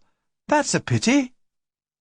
After a while, the dishcloth clouds began to disappear, and they found themselves sinking slowly earthwards through a layer of blue. "This," said Joel, hitting the ground with a slight thump, "must be how it feels to parachute." Gemma and Ben-Muzzy landed one on either side of him. Gemma was the first to scramble to her feet. She was about to take a step forward when she gave a little horrified squeak, jumped backwards instead, crashed into Ben-Muzzy, and went bouncing off onto Joel. "What'd you do that for?" said Joel crossly. Gemma pointed. "Look." "Oh, wow," said Joel. They seemed to have landed on the side of a mountain. They could see the ground spread out far below them. "Now what do we do?" Gemma sank down, huddling as far from the edge as possible. The others followed suit. "This is very peculiar," said Joel with a frown. "If this is a mountain, what are these tall green things growing all round us?" "They look like blades of grass," said Gemma, "except," she added, "that they're too tall." They were taller even than the mountain. "Maybe they're a sort of tree." "Green trees? I suppose there isn't any reason why you shouldn't have a green tree. Perhaps they're not ripe yet." Ben-Muzzy cleared his throat. he said. The twins looked up. "I think," said Ben-Muzzy, "that those are trees." There was an awed silence. In the distance stood a cluster of oaks. They were like no other oaks that the twins had ever seen. They were giant oaks, taller than the tallest skyscraper, so tall that the topmost branches were almost lost among the clouds. "Cripes!" said Joel. "And look!" squealed Gemma. "Look at that!" Joel looked, and his jaw dropped open. Gemma was pointing to something that was quite unmistakably a buttercup, nodding its head above the enormous blades of grass. "Just look at the size of its petals! They're like soup plates." "I don't understand this," said Joel, growing worried. "Even in the jungle you don't get plants as big as that." "And anyway," said Gemma, "buttercups don't grow in jungles." "Perhaps it isn't a buttercup. Perhaps it's—" Joel broke off in alarm as Gemma suddenly screamed and clutched him. All three threw themselves flat on the ground as a huge flying object passed overhead, its wings making a vigorous whirring sound, its body casting an enormous shadow, cutting out the light of the sun. It zoomed over them and landed in the centre of the buttercup. "What is it? What is it?" whispered Gemma. Cautiously, Joel lifted his head. It's a bee," he discovered. "But it can't be," wailed Gemma. "It's as big as we are." "Or we're as small as it," said Ben-Muzzy. The twins said nothing for a moment. Ben-Muzzy had turned very pale. It made them feel uncomfortable. "I'm just the same size I always was," said Joel. "It's not us that's changed," said Gemma. "It's everything else that's got bigger." Ben-Muzzy scrambled carefully to his feet and gazed out across the surrounding countryside. "I have a horrible idea," he said, "that I know where we are." "Where?" said Gemma. Ben-Muzzy removed his hat and wiped his forehead with the edge of his cloak. "If I'm right," he said, "we're in the land of the ogre and the giant." "Blimey," said Joel, "we'd better get out again, quick." He jumped to his feet. Ben-Muzzy and Gemma both lunged at him. "Don't panic!" Ben-Muzzy grabbed him just in time. Another second, and he would have been over the edge. "It mightn't be as bad as we think. So long as we're in giant territory and not ogre territory, we'll be all right. Giants are quite friendly. You just have to watch they don't tread on you by mistake." "Are you sure about that?" said Joel. "Absolutely positive. I remember Wollibar telling me he spent his summer holidays here last year. He said that giants haven't got much brain, but they're quite harmless." "And ogres?" said Gemma carelessly. Ben-Muzzy turned pale again. "Ogres are different," he said. "Giants are terrified of ogres." The twins swallowed. In a small voice, Gemma said, "So how do you tell which is a giant and which is an ogre?" "Giants look just the same as people," said Ben-Muzzy, "except that they're giants, of course. But ogres have long, pointed teeth that grow right down over their mouths like elephant tusks, and horrible horny fingernails, and no hair, and red eyes." "And what do they do to you," said Gemma, "if they happen to catch you?" Ben-Muzzy had no time to reply to Gemma's question. He opened his mouth, but before any sound could come out, the mountain on which they were standing began to move about in the most alarming fashion. It seemed to tear itself up out of the earth by the roots. The ground beneath their feet trembled violently and heaved itself into the air. There was a loud rumbling sound. "It's an earthquake!" yelled Joel. The ground seemed to be slipping sideways.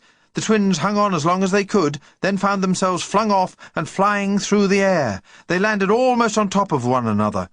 For a few minutes they lay there, dazed and shaken, with the thick blades of grass growing as tall as trees all round them. "Are you all right?" said Gemma. "Where's Ben-Muzzy?" They stared round for him. Joel gave a yell of horror.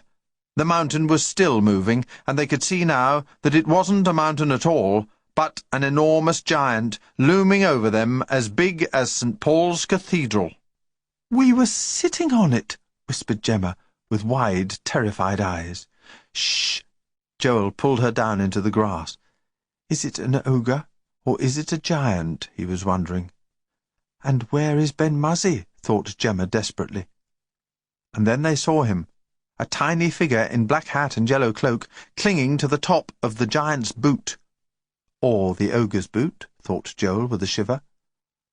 Poor Ben-Muzzy. His plight was desperate. If he jumped to the ground, he would surely break his neck, but if he didn't jump, he would be carried away with the giant. The giant stretched his mighty arms to the sky and yawned. Ben-Muzzy nearly fell off his boot in fright.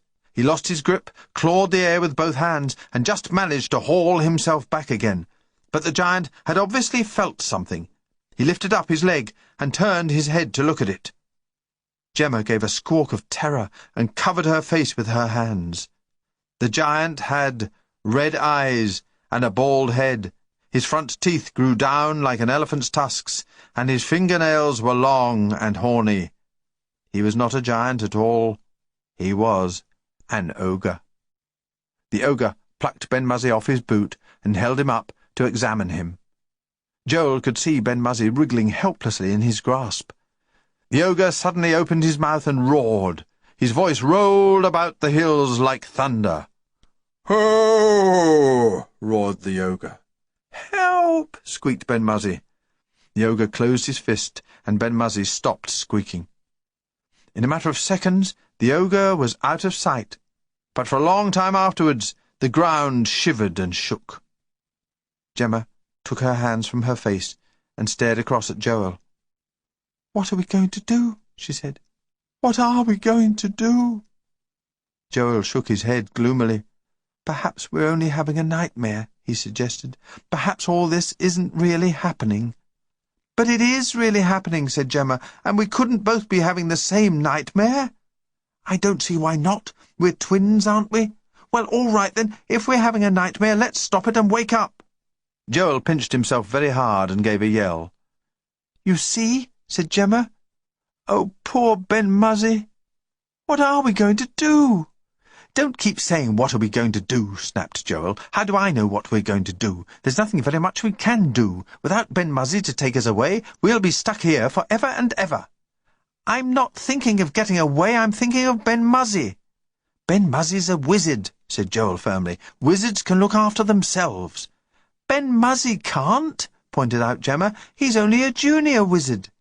"Well, he can say a spell, can't he? He can make himself invisible again, or magic the ogre into a tadpole." "He can't," said Gemma, starting to cry. "He used up all his magic making himself invisible before, and you know his spells always go wrong." "Well, I still don't see what we can do about it," said Joel rather irritably. He only said it irritably because he was worried. Being worried always made him cross.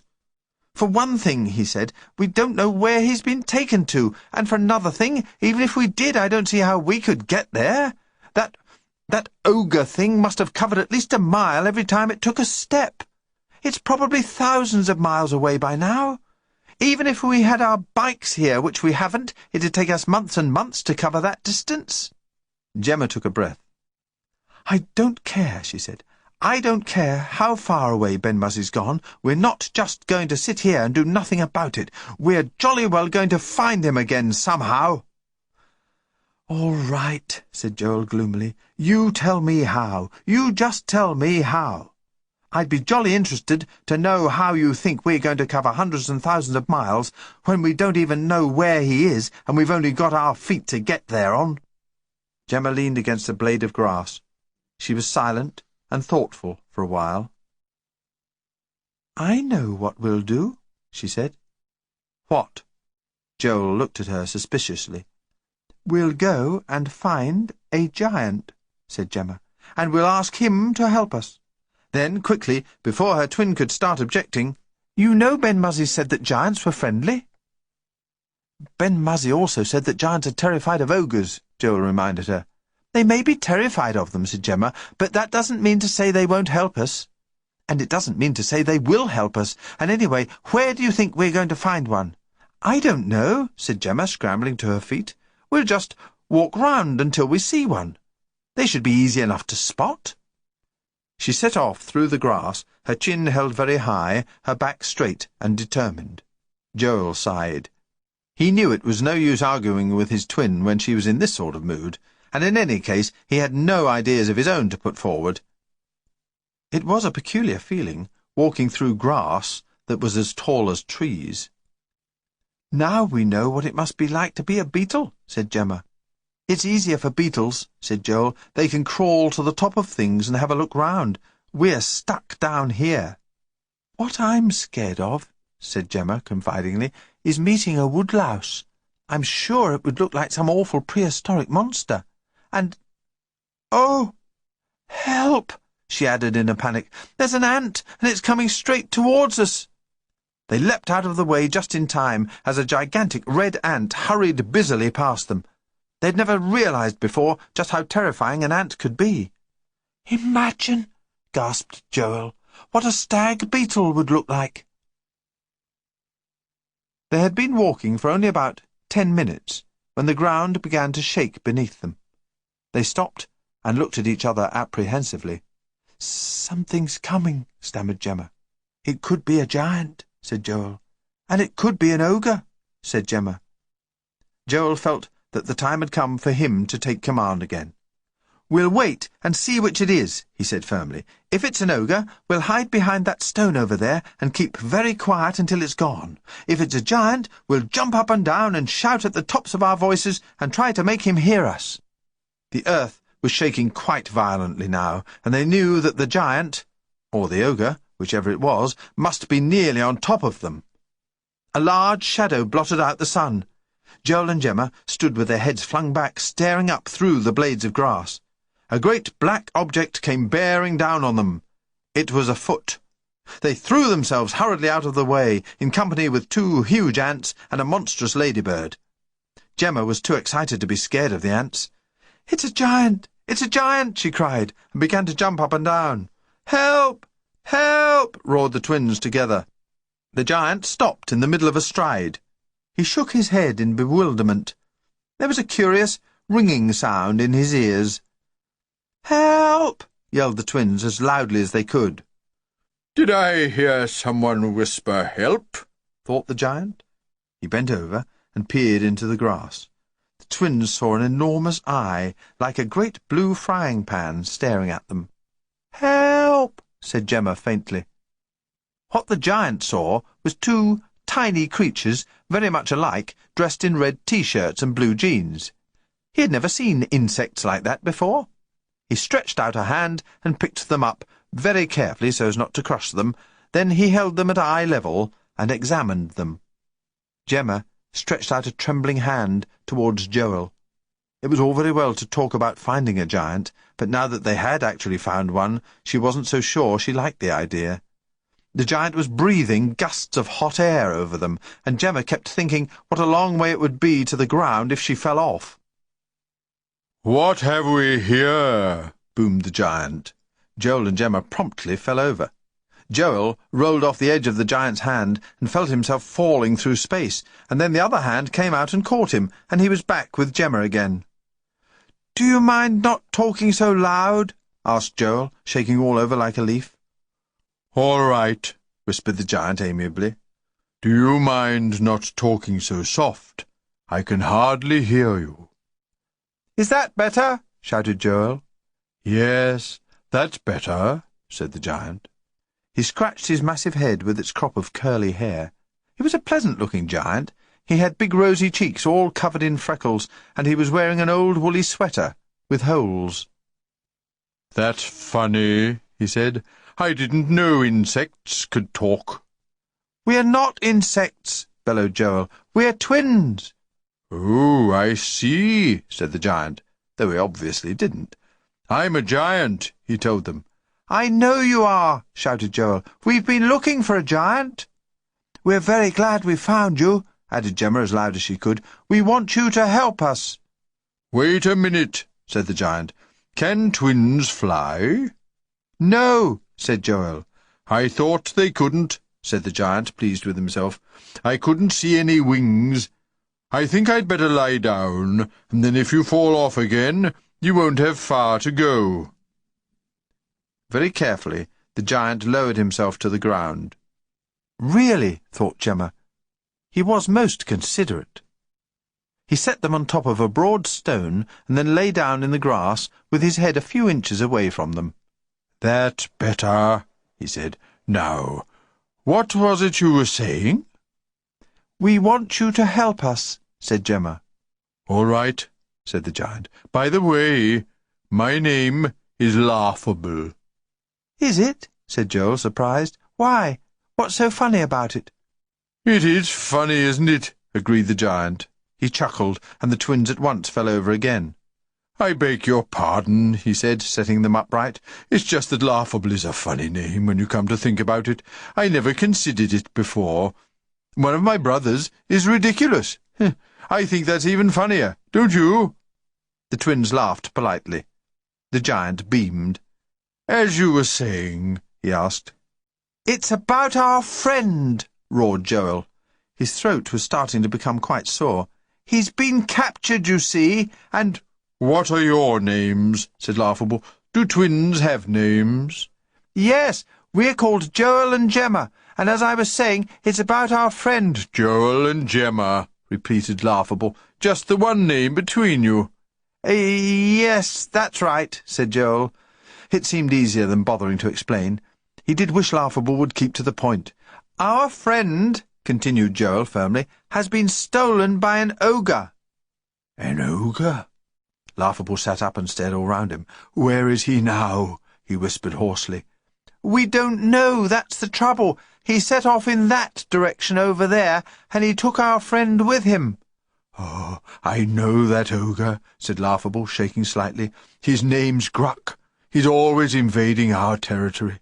He's no right to be here at all, but he lives just over the border, and he will keep breaking the rules. That's what happens with ogres. They know we're scared of them, and they deliberately come and terrify us." "Yes, well, this one's stolen our friend," said Joel, "and we want to get him back again." "You can't," said Laughable sadly. "Why not?" "Little creatures like twins wouldn't stand a chance. And how would you get there, anyway? You can't fly. You haven't any wings." "That's why we wanted a giant," explained Joel. "We wanted a giant to help us." Laughable shivered. "Oh, giants are scared of ogres. Giants don't go anywhere near them." "Oh, please help us," begged Gemma. "It's our only chance. Please, Laughable." She stretched out a hand and stroked one of his fingers. Laughable liked that. He smiled happily. Will you help us?" coaxed Gemma. "Oh, you will, won't you?" "I'm scared of ogres," said Laughable. "Look, all you've got to do," said Joel rashly, "is take us to his house and get us inside it, and then we'll rescue our friend, and you can wait outside and take us back again." "I'm scared of ogres," repeated Laughable. "They're nasty, cruel creatures. I don't like them, and Gruck is one of the worst." "You mean you won't help us?" said Gemma, bursting into tears. 2 tears at once trickled down Laughable's face in sympathy. "I'm scared," he muttered. "So are we," sobbed Gemma, "and we're smaller than you." Laughable's tears splashed over the twins in a tidal wave. Joel moved back a step to avoid being drowned. An idea came to him. "If you were given one wish," he said to Laughable, "what would you wish for?" Laughable stopped crying. His big blue frying-pan eyes lit up. "I should wish for a new woolly jumper," he said simply. "A green one. I've always wanted a woolly jumper of my own. When you've got 6 brothers and 7 sisters, you always have to wear other people's cast-offs, and by the time they get to me, they're always full of holes. But I haven't got a wish." The tears sprang back into his eyes. "So I'll never have a woolly jumper." "I'll tell you what," said Joel, ducking for cover beneath a nearby buttercup, as Laughable's tears came plopping. "Our friend that we want to rescue is a wizard, And if you help us, we'll ask him to do a spell to get a woolly jumper for you." "A green woolly jumper? Without holes in?" "If that's what you want." "It is," said Laughable. "It's what I want more than anything else in the whole world. Could he really do it, do you think?" "Oh, yes, it would be quite easy for him," said Joel, conveniently forgetting that more often than not Ben-Muzzy's spells went wrong. Laughable hesitated. "I'm scared of ogres," he said, "but I should like a new woolly jumper." "A green one," urged Joel. "Without any holes in it," said Gemma. "All of my own," murmured Laughable. Slowly he sat up. "I'll take you to Gruck's house," he said. "But I don't have to come in with you, do I? Because I'm scared of ogres." Chapter 7. Ben-Muzzy was a prisoner in Gruck's house. He had been placed on a high table covered with a prickly red cloth, and an enormous glass tumbler had been put over him. Ben-Muzzy had never been so terrified in all his life. He had been bounced up and down in Gruck's pocket. He had been picked up and examined, he had been prodded and poked, and several times he had nearly had all the breath squeezed out of him. His head had been twisted this way and that. His arms and legs had been pulled so hard he had thought they were going to part company with his body. Several tufts of hair had been torn from his head. He had only just avoided having his eyes poked out. He was bruised all over, and his ribs had been crushed so much that he found it quite painful to breathe. And all the time Gruck's red-rimmed eyes had been glimmering evilly at him, and gusts of hot breath blowing over him and scorching him. It was obvious that the ogre thought he was some new kind of insect, and was puzzled. "If it was a fly," said Gruck, "I should pull off its wings. If it was an ant, I should stamp on it. And if it was a beetle, I should eat it. But it isn't any of those things." He set Ben-Muzzy on the table on the prickly red tablecloth. "It might be good to eat," he said, "but there again, it might not, and I don't want to poison myself." Ben-Muzzy tried to say that he was a wizard, and that wizards were quite definitely not good to eat, but he was too terrified to do more than stand and tremble. "I shall go and ask my friends what it is," decided Gruck. "If it's not poisonous, I shall eat it, and see what it tastes like. If it is poisonous, I shall stamp on it." He picked up a large glass tumbler, turned it upside down, and imprisoned Ben-Muzzy beneath it. For several minutes after the ogre had left the room, Ben-Muzzy was unable to stop trembling. He could see no way of escape. If he had any magic left, he could have made himself invisible again, but what little magic had come back to him had all drained away during the terrifying ride in Gruck's pocket, and by the time it returned, it would be too late. The ogre would be back at any moment. Tears of fright trickled down Ben-Muzzy's face. He would rather have been turned into a black beetle than be captured by an ogre. Even Wollibar had said that ogres were dreadful creatures, and it took a great deal to shake a grand high. Ben-Muzzy tried pushing at the glass tumbler, but it was too heavy for him. He pushed and pushed with all his might, and still it didn't move. He kicked at the glass with his foot. He ran from one side of it to the other. He beat against it with his hands, and at last he sank down onto the prickly red tablecloth and burst into great sobs of despair. He was all by himself in the house of this horrible ogre, and no one could rescue him because no one knew where he was. And very soon the horrible ogre would come back, and then Ben-Muzzy would be eaten alive, if he weren't stamped on, and no one would ever know what had happened to him. And for a little while people would go round saying, "Do you remember Ben-Muzzy?" But after a bit, even Wollibar and Podnock would stop saying it, and then he would be quite forgotten. "I'll just put you through the window," said Laughable to the twins. "I can't come in with you because I'm scared of ogres, and I'm more scared of Gruck than any other ogre. But I'll put you through the window, and then I'll wait out here for you."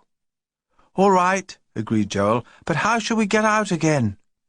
Laughable scratched his head. "If you had wings," he said, "you could fly. Little creatures like you ought to have wings."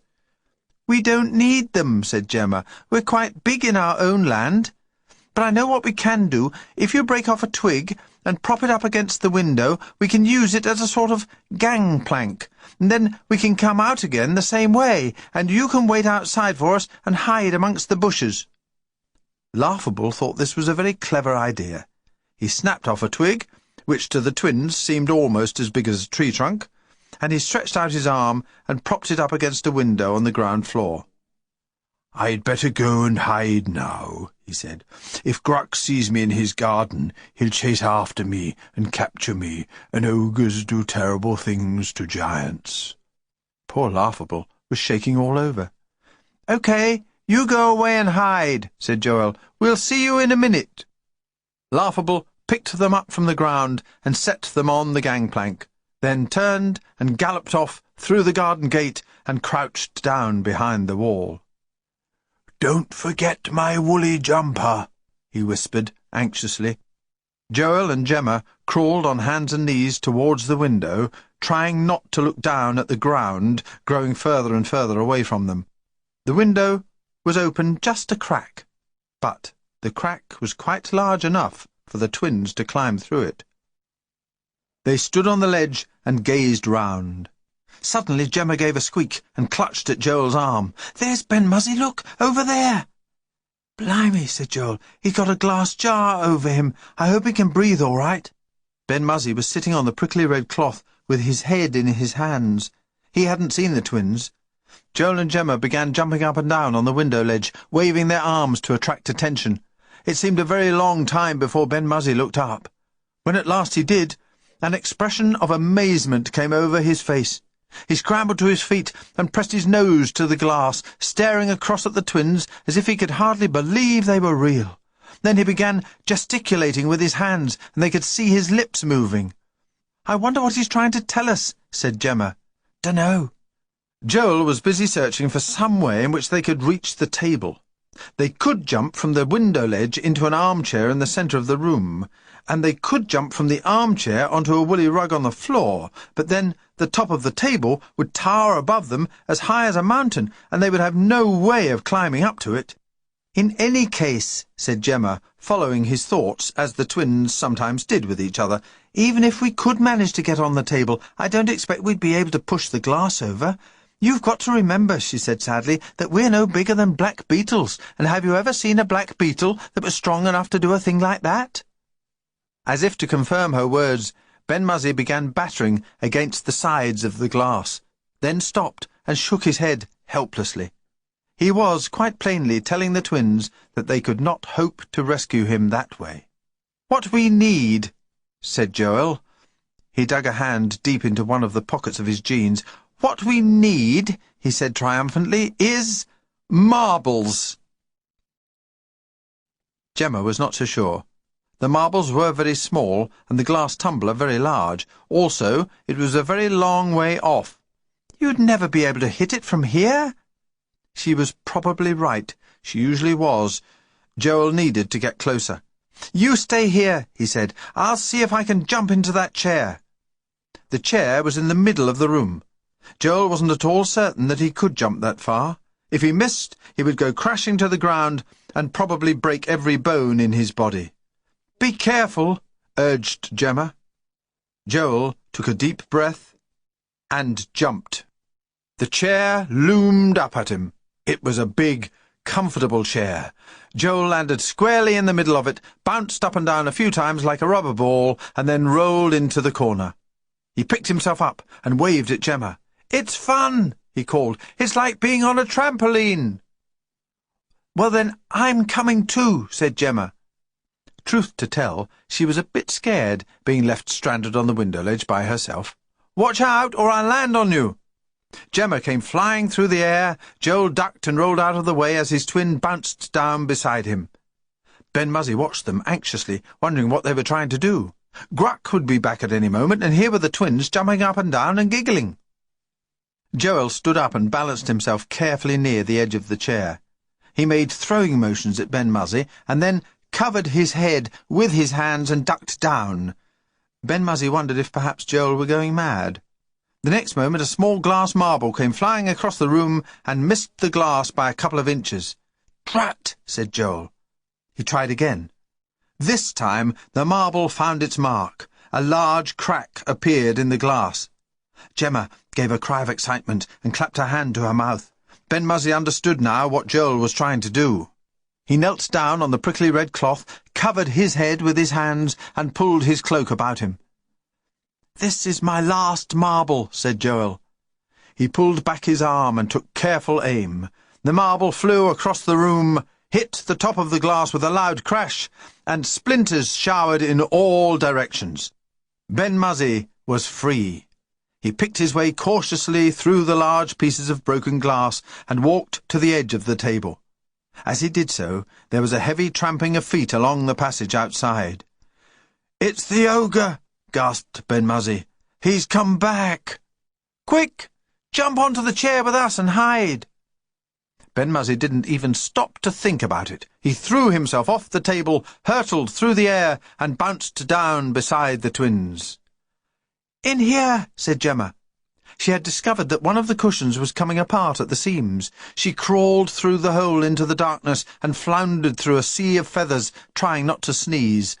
Joel and Ben-Muzzy crawled in after her. The edge of Ben-Muzzy's cloak had just been whisked through the hole when the door opened. "What's all this?" said Gruck's voice very loudly.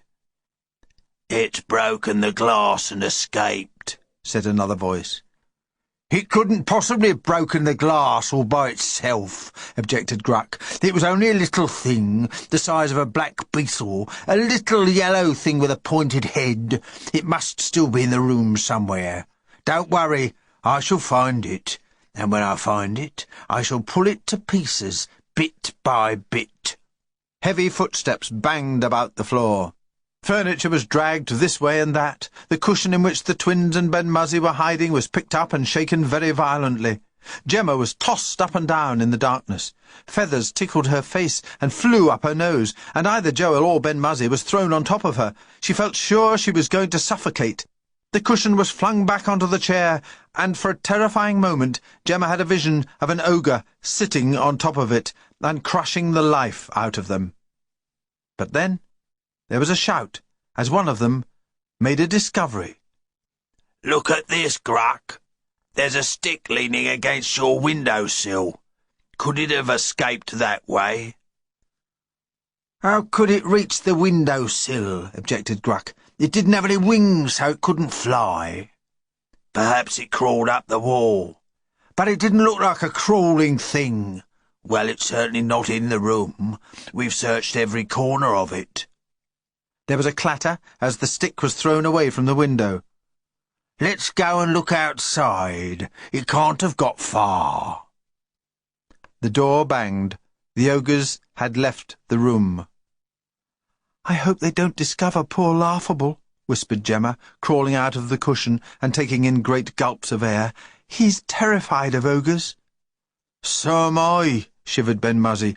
"You heard what he said. He's going to pull me to pieces." "No, he is not," said Joel. He removed a large feather which had got down his T-shirt. "We're going to get out of here while they're in the garden." "How?" said Gemma. "They've taken the gangplank away." "We couldn't have climbed back up to it anyhow," pointed out Joel. "We'll have to go through the door." It was a long drop from the chair to the ground. Fortunately, there was a thick woolly rug to break their fall. But for a few moments they sat and gasped and rubbed various parts of their bodies. "I'm bruised all over," groaned Ben-Muzzy. They fought their way across the woolly rug. It was rather like hacking through the jungle. The tufts of the rug were thick and matted, and taller than they were. They were all exhausted by the time they reached the edge, but they still had another long stretch to go across the carpet. The carpet was soft and squidgy, so that their feet kept sinking into it. like a sort of bog," gasped Gemma. The ogres had shut the door when they had gone trooping out into the garden, but they were able to crawl underneath it, only taking care not to fall through a crack in the floorboards. Once on the other side, they found themselves in a vast hall, almost the size of King's Cross Station. Faintly, in the far distance, could be seen a second door, with daylight filtering through glass panels. "That must be the way out," said Joel. Gemma drooped. "It's miles away. It'll take us hours."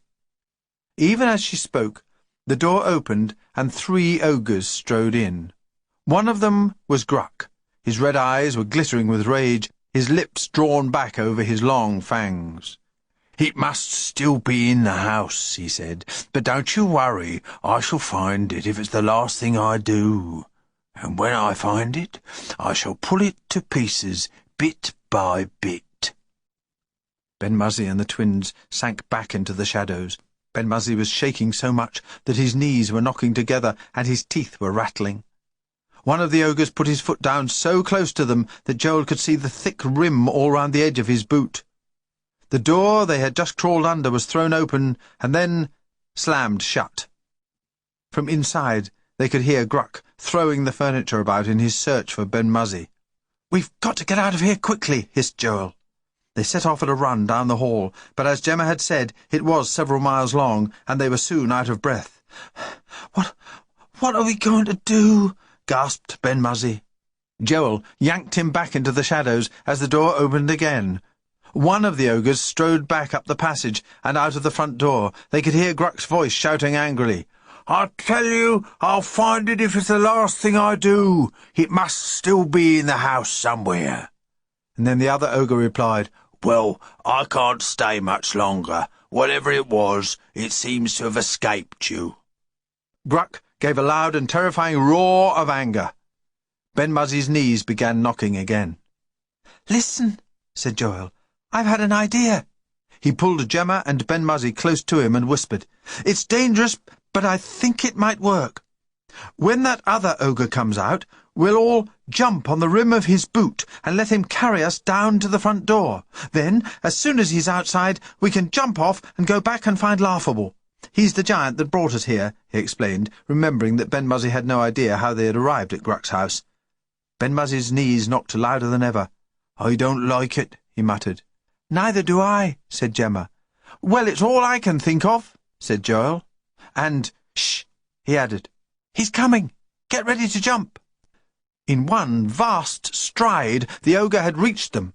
For a second his enormous boot was only a foot away. Joel made a dive for it, pulling Gemma with him. At the last moment Ben-Muzzy scrambled after them, and they all 3 hung there, clinging to a bootlace as thick as a ship's cable, as the ogre banged his way down the passage.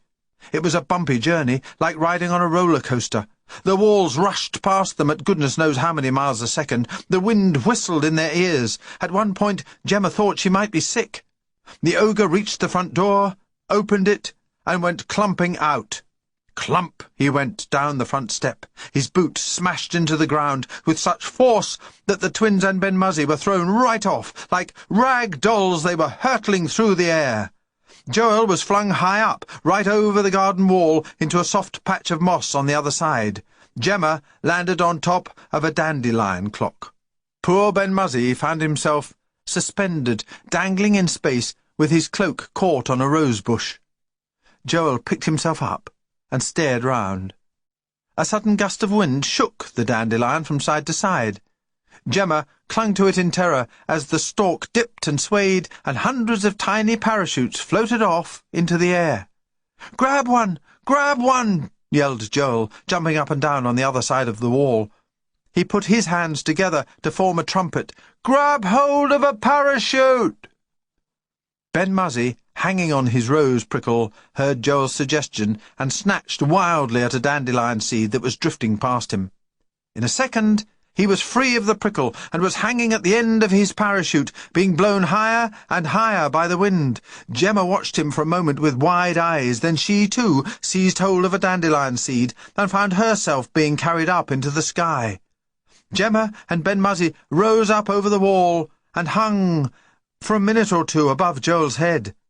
Then a billow of wind caught them and blew them round in circles.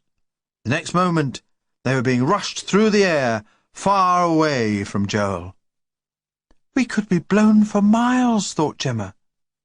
Already her arms were aching with the strain of hanging on, and then suddenly she looked down and saw Laughable still hiding in the lane outside Gruck's back garden. "Help!" shouted Gemma at the top of her voice. The wind dragged her right over Laughable's head. Gemma closed her eyes and let go, landing with a thump in his hair. Slowly, Laughable put up a hand and plucked her out. "Hello," he said in surprise. "It's Joel and Gemma. Where's the other one of you? Can we go? Did you rescue your friend that's going to make me a woolly jumper?" "He's up there," yelled Gemma, pointing over her head. "Where?" said Laughable. "There, up there. Oh, quick, Laughable, you must get him back before he's blown out of sight." Ben-Muzzy was a tiny figure up in the clouds, clinging with all his might to the end of his parachute. Laughable stood up, holding Gemma very carefully in one hand. Stretching out the other, he casually plucked Ben-Muzzy out of the air. "He doesn't look like a twin," he said doubtfully. "He isn't," said Gemma. "I told you, he's a wizard. And please, could you go and get Joel? He's miles away on the other side of the wall."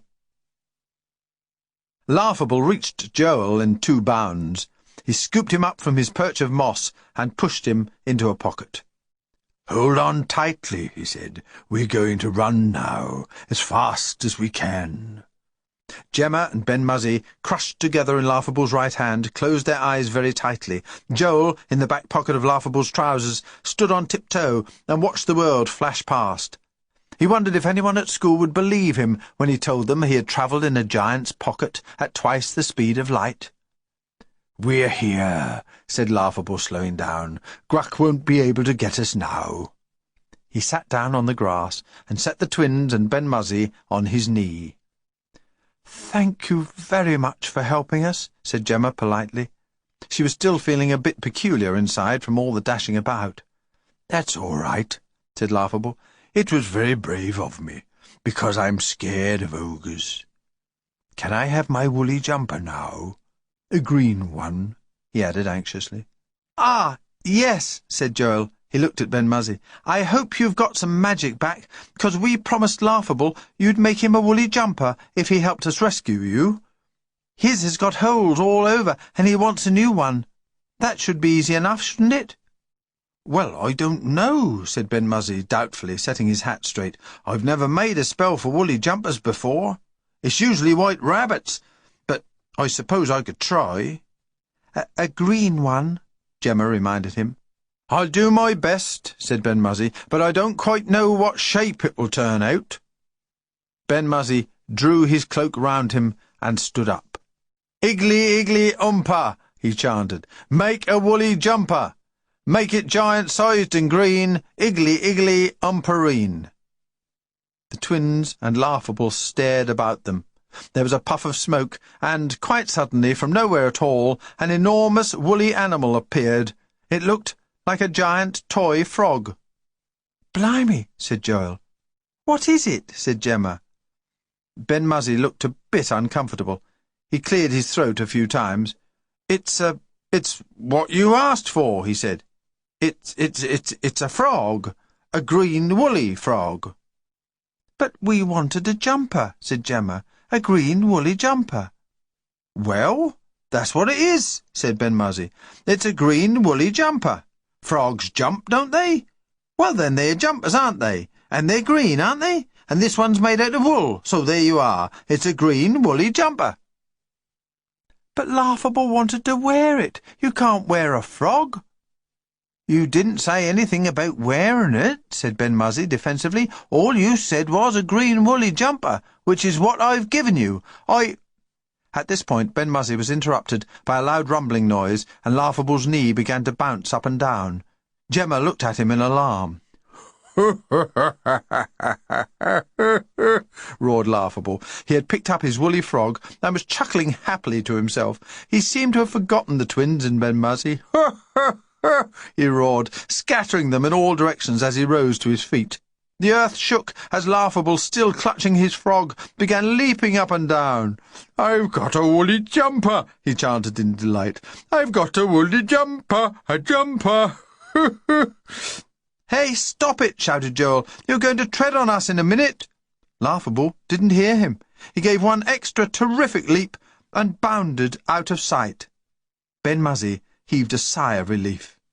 "Quick," he said, "let's get out of here. Join hands, make a magic circle." The twins obediently did so. The circle began. 6 steps to the left, chanted Ben-Muzzy, 6 steps to the right, then round we go, and round we... Ben-Muzzy broke off. A great cloud had suddenly fallen across the sky. There was a loud flapping of wings and a strange harsh croaking. "Bark! Bark! Bark!" Ben-Muzzy froze. "What's the matter?" said Joel. "Why have we stopped?" asked Gemma. They looked up. "It's only a crow," said Joel. It wasn't a crow. It was a raven. Ben-Muzzy shivered. It was too late to stop the spell now he had started. But with a raven hovering overhead, there was no telling what would become of them. Ravens were witches' creatures, and witches dabbled in black magic. Chapter 8. Almost as soon as Ben-Muzzy had finished reciting his spell, a great wind blew up. It came crashing and wailing through the tree-tops, snapping off twigs and branches, blowing leaves helter-skelter in all directions. Gemma felt it tugging at her clothes, and she cried out in alarm. It seemed almost as if the wind were trying to drag her along with it. "Hold on!" shouted Joel, but his warning came too late. The wind tore Gemma out of the magic circle and tossed her up into the air. For a moment Joel stood watching aghast as his twin was jerked this way and that, helpless as a blown leaf. Then he too found himself tugged off his feet and tossed up into the air. All round him was the sound of high-pitched laughter, a shrill shrieking in his ears, as if the wind itself were cackling with glee. Joel had just time enough to see Ben-Muzzy also being whirled upwards before a thick blanket of darkness fell over them. It happened quite suddenly, with no warning, as if a light had been switched off. One moment it was daylight, the next moment it was night. The sky was inky black, with no moon and no stars, and the air was full of shrieks and eerie cries. The wind dropped as suddenly as the darkness had come down. Joel found that he was no longer being blown through the air. He stretched out a cautious hand and felt solid earth beneath him. He stretched out another hand and felt rocks behind him. Then he stretched out both hands together and felt something warm. The something warm gave a frightened squeal. "Gemma?" said Joel. "Joel?" said Gemma. They hurled themselves at each other. "I thought I was all alone," gasped Gemma. "I didn't know what had happened or where you were." "I don't know what's happened either," said Joel, "but if you ask me, Ben-Muzzy's gone and mucked it up again." "It wasn't my fault," protested a familiar voice somewhere to Joel's right. "Evil got into the magic circle." Ben-Muzzy came crawling towards them. Gemma could just make out his yellow cloak in the darkness. "So, where are we?" hissed Joel. I'm not sure, but..." Ben-Muzzy swallowed. "If we've landed where I think we've landed..." There was silence. "What?" said Joel. "Well, it can't be worse than ogres," said Gemma. "Can it?" Before Ben-Muzzy could reply, there was a loud rushing sound over their heads and a long cackle of laughter. Ben-Muzzy fell flat on the ground, pulling the twins with him. For a few moments they lay there, hardly daring to breathe. "What was it?" whispered Joel at last. "What was it making that noise?" Ben-Muzzy picked himself up and did his best to stop his knees knocking together. I rather think," he said, "that it was a witch." "A witch?" said Joel. "That's great, that is. That's all we need." "Are witches bad?" asked Gemma. "I thought you could get good ones." "There's no such thing as a good witch," said Ben-Muzzy, and he shook all over, from the tips of his shoes to the point of his hat. That's just a story they put about to fool people. All witches are bad. They have the same powers as wizards, but wizards use white magic and witches use black." I suppose you are sure it was a witch," said Joel. "I mean, we haven't actually seen any witches, have we? I mean, it could have been an eagle or something." "What about all the dreadful noise?" said Gemma. "That can't be eagles." "So, maybe we're in the jungle," said Joel. "In the jungle with hyenas and things." Hyenas laugh like that? Especially at night, they laugh like that?" he added, but he sounded rather doubtful. "There's only one way to find out," said Ben-Muzzy, pulling his cloak round him to give himself courage. "I shall go and investigate." "We'll all go and investigate," said Gemma firmly. "We'll lose each other if we split up." Dimly, as their eyes grew accustomed to the dark, they were able to make out the line of rocks behind them. It seemed that most of the noise was coming from the far side. "We'll creep up to the top," said Ben-Muzzy, "and see if we can see anything. But whatever you do, don't make a sound." They made their way over the rocks as silently as they could, crouching on all fours close to the ground. Joel was the first to reach the top. He gave a gasp that brought Gemma and Ben-Muzzy hurrying to his side. "What is it? What is it?" whispered Gemma. Joel clapped her hand to her mouth. "Shh!" The rocks formed part of an enormous stone circle.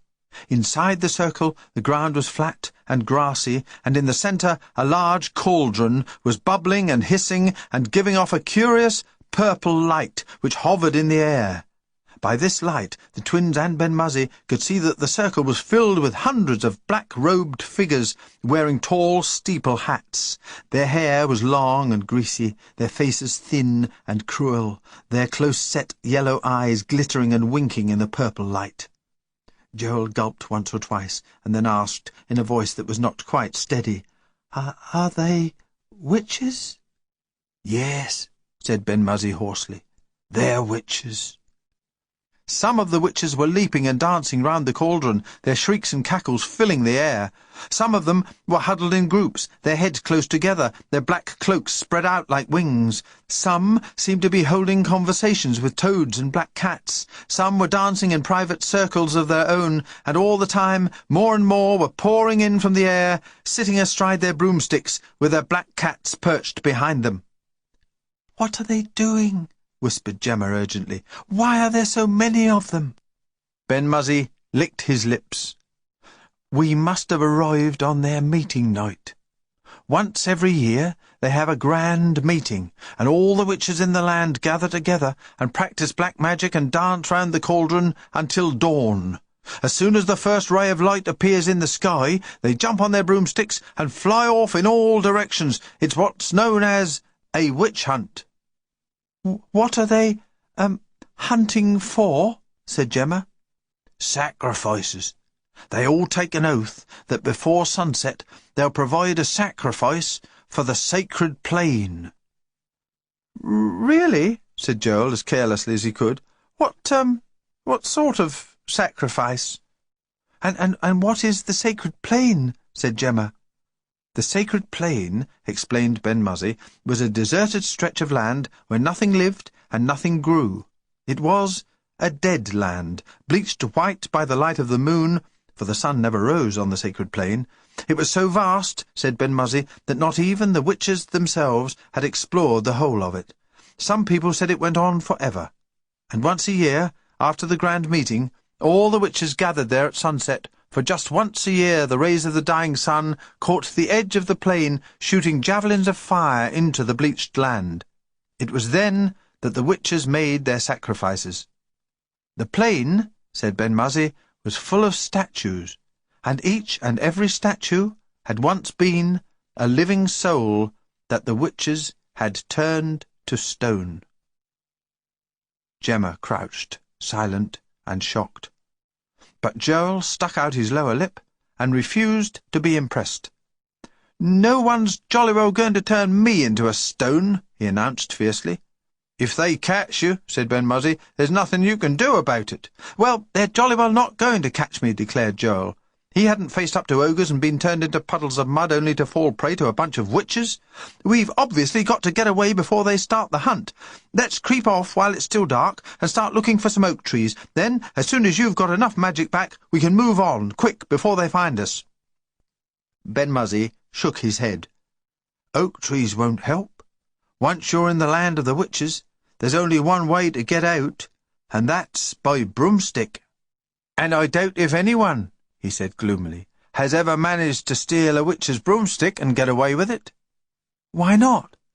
"Because, for one thing, not many people know how to deal with broomsticks, and, for another thing, no witch ever leaves a broomstick unguarded. There's always a black cat keeping watch." "Cats are easy enough to deal with," said Joel. "That's what you think," said Ben-Muzzy. "I've told you before, black cats are very temperamental animals." "Well, it's no good just sitting here and waiting to be caught," declared Joel. "We've got to get out somehow, and if the only way to go is by broomstick, we'll just jolly well have to go by broomstick." "But we don't know how to use one," wailed Gemma. "I do," said Ben-Muzzy unexpectedly. "Apart from witches, wizards are probably the only people that do. It's one of the things they teach us in school." "In school?" said Gemma. "What a funny thing to teach." "It's one of the classics, like ancient wizardry and lost arts. You have to learn about them even though they're not used any more." "Like people doing Latin?" suggested Gemma. "Never mind Latin," Joel broke in impatiently. "The important thing is, Ben-Muzzy knows how to fly broomsticks. At least," he looked across at Ben-Muzzy, "he says he does. It's not something that's going to go wrong, is it, like your spells?" "No," said Ben-Muzzy humbly. "It's really very simple. All you have to do is talk backwards. For instance, if you wanted to tell a broomstick to go west, you'd just say—" Ben-Muzzy concentrated for a moment. "You'd just say Tsu-og, and it would set off in the right direction immediately." "All right," said Joel. "So all we've got to do is find a broomstick. And that shouldn't be too difficult. There must be hundreds of them down there, and I don't know if you've noticed, but there aren't any witches flying about any more. They must all have arrived." "And how do you think you're going to deal with the black cats?" said Ben-Muzzy. "As soon as they catch sight of us, they'll sound the alarm." "Well—" Joel frowned and bit his lip. "Well, we could... I know," said Gemma. "I know what we can do. We can creep round the outside of the circle till we find a broomstick all by itself, without any witch. Then Joel can hide behind a rock and make his dog noise. Joel does jolly good dog noises," she told Ben-Muzzy proudly. "Yes, I do," agreed Joel. "I bet if I make my angry Dalmatian noise, it'll be enough to scare away a dozen rotten old black cats." "Let's go and try it immediately," urged Gemma. "We don't know what time it is in this horrible land. It might start getting light at any moment." "All right." Joel turned and began picking his way carefully back over the rocks. "Before we do it, Ben-Muzzy had better work out what he's going to say. It's not so easy to talk backwards, and we'll need to make a quick getaway." "It's no use," said Ben-Muzzy. "You'll never get rid of the black cat." "You haven't heard his angry Dalmatian noise," said Gemma. Ben-Muzzy sighed. "Well, if we get rid of the cat, and if we manage to steal a broomstick, I shall tell it to take us to Wollibar's cave." "What's that, backwards?" demanded Joel. "Wait a minute," said Ben-Muzzy. "It won't take me a second to work it out. I used to be top of the class for talking backwards. Just wait a minute." "Do you have to put the whole sentence backwards, or just each word?" said Gemma. "Shh!" hissed Joel. "You'll put him off." "Evac Srabillo," began Ben-Muzzy slowly. "Ot su ecat." There. That was pretty quick, wasn't it? Evac Srabillo ot su ecat. Evac Srabillo ot su ecat. You see? You put everything backwards. Some people find it quite difficult, but I never had any trouble with it. Why, I remember once— Yes, said Joel hastily. "Never mind about that now. Let's go and find a broomstick before you forget what you're going to tell it. You'd better keep repeating it to yourself as we go." They set off along the rocks, keeping well on the outside of the circle, with Ben-Muzzy muttering his sentence to himself. Now and again one of them would slip or dislodge a stone, but by this time the grand meeting of witches was making so much noise that there was no danger of anyone hearing them. The air was full of shrieks and cries as all the witches joined the wild leaping and dancing round the cauldron. "Over there!" Joel grabbed Gemma's hand and pointed to the far side of the circle. "See? There's one broomstick standing all by itself. That's the one we'll take. Come on!" They hurried round the circle until they reached the broomstick. A large black cat was curled up by the side of it. Its nose was tucked into its tail, but one green eye was open and glinting through the purple light. "You see what I mean?" said Ben-Muzzy. Joel took no notice of him. "We'll hide behind this rock," he whispered. "As soon as I've got the cat out of the way, we'll leap onto the broomstick. Okay?" "Okay," said Gemma. Ben-Muzzy just humped a shoulder. Joel crouched down behind the rock, made his hands into a trumpet round his mouth, and gave a low growl. The cat pricked an ear. Joel growled again. A little louder this time. Then he gave a deep, threatening bark. The cat sprang to its feet, its tail waving and all its hair on end. Went Joel. Gemma chewed anxiously at her thumbnail. Ben-Muzzy repeated his sentence over and over. Joel snarled and growled. The cat began slowly to back away, spitting and hissing. Went Joel again. The cat gave a loud yowl. It turned and ran off straight into the circle of leaping witches. "Quick!" yelled Joel. He made a dash for the broomstick, followed by Gemma and Ben-Muzzy. All three of them leapt onto it, and Ben-Muzzy grasped it firmly by the handle. "Evac below," he began. He stopped. Go on," said Joel, prodding Ben-Muzzy in the ribs. "What's the matter?" said Gemma. "I've forgotten it. I've forgotten the sentence." Ben-Muzzy clasped a hand to his forehead. "Evac below. Below." "Hurry," gasped Gemma, who was staring back over her shoulder. "I think someone's noticed the cat." "Evac below ot su e cat," said Ben-Muzzy in a rush. "Hold tight. We're off." The broomstick rose into the air. Ben-Muzzy was holding onto the handle. Joel was holding on to Ben-Muzzy. Gemma was holding on to Joel. "Faster, faster," she told Ben-Muzzy. "It can't go any faster," said Ben-Muzzy. "It's only meant for one person. Three's a bit heavy for it." "But they've seen us. They'll come after us." The twins were staring down at the circle of witches. Hundreds of yellow eyes were glinting up at them. The air was full of dreadful screams and curses. The magic cauldron spluttered and heaved. Ben-Muzzy also stared down. He laughed and waved a hand. The witches shook their fists angrily. "It's all right," he told the twins. "Once they've started their grand meeting, they can't fly away from it till dawn. Now that we're in the air, we're quite safe. There's not a thing they can do about it. This time," said Ben-Muzzy joyfully, "we really are going home." Chapter 9. The broomstick flew on through the darkness. At first, Gemma had been scared of losing her balance and falling off. But Ben-Muzzy explained to her that once you were actually travelling on a broomstick, it was not possible to fall off. "I wonder if it would be the same on an ordinary broom," said Gemma. "Certainly not." Ben-Muzzy was indignant. The very idea, trying to ride on an ordinary broom. He hoped Gemma wasn't starting to think that magic was easy. "Not every broomstick can fly," he said, "just as not everyone can cast spells," he added. "Oh, absolutely not," agreed Gemma. The first faint light of dawn was beginning to seep into the sky, sending out exploratory fingers through the darkness. "Not much further to go now," said Ben-Muzzy, bouncing up and down and making Gemma feel sick. "I can recognise the scenery." "I'm beginning to feel at home on a broomstick," said Joel, staring down over the side. "I shall be quite sorry to get off." They flew on through the pink morning into the rays of the rising sun until, quite suddenly, Ben-Muzzy gave an excited shout, and the broomstick tipped itself nose to the ground and began to dive down towards the earth. "We're here!" yelled Ben-Muzzy. "We're back! Look, there's Wollibar's cave!" The broomstick settled itself gently onto a patch of grass outside. A notice over the entrance said, "G.H.W. Wollibar." cat parking at rear. "I wonder what GHW stands for," whispered Gemma. "George Henry William?" "Grand High Wizard," whispered Joel. The twins stared into the cave. A large magic cauldron, bright and shining, stood in the centre of it. A small wizard wearing a green cloak was busy polishing it. Nearby, a black cat was sitting washing itself. Ben-Muzzy stepped up importantly to the entrance of the cave.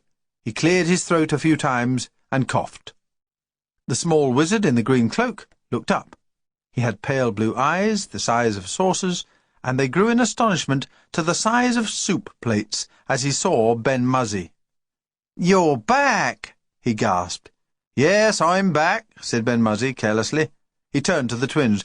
"This is Podnock," he said. "Podnock, these are two friends of mine. They're twins." "Hello," said the twins. Podnock stood and gaped.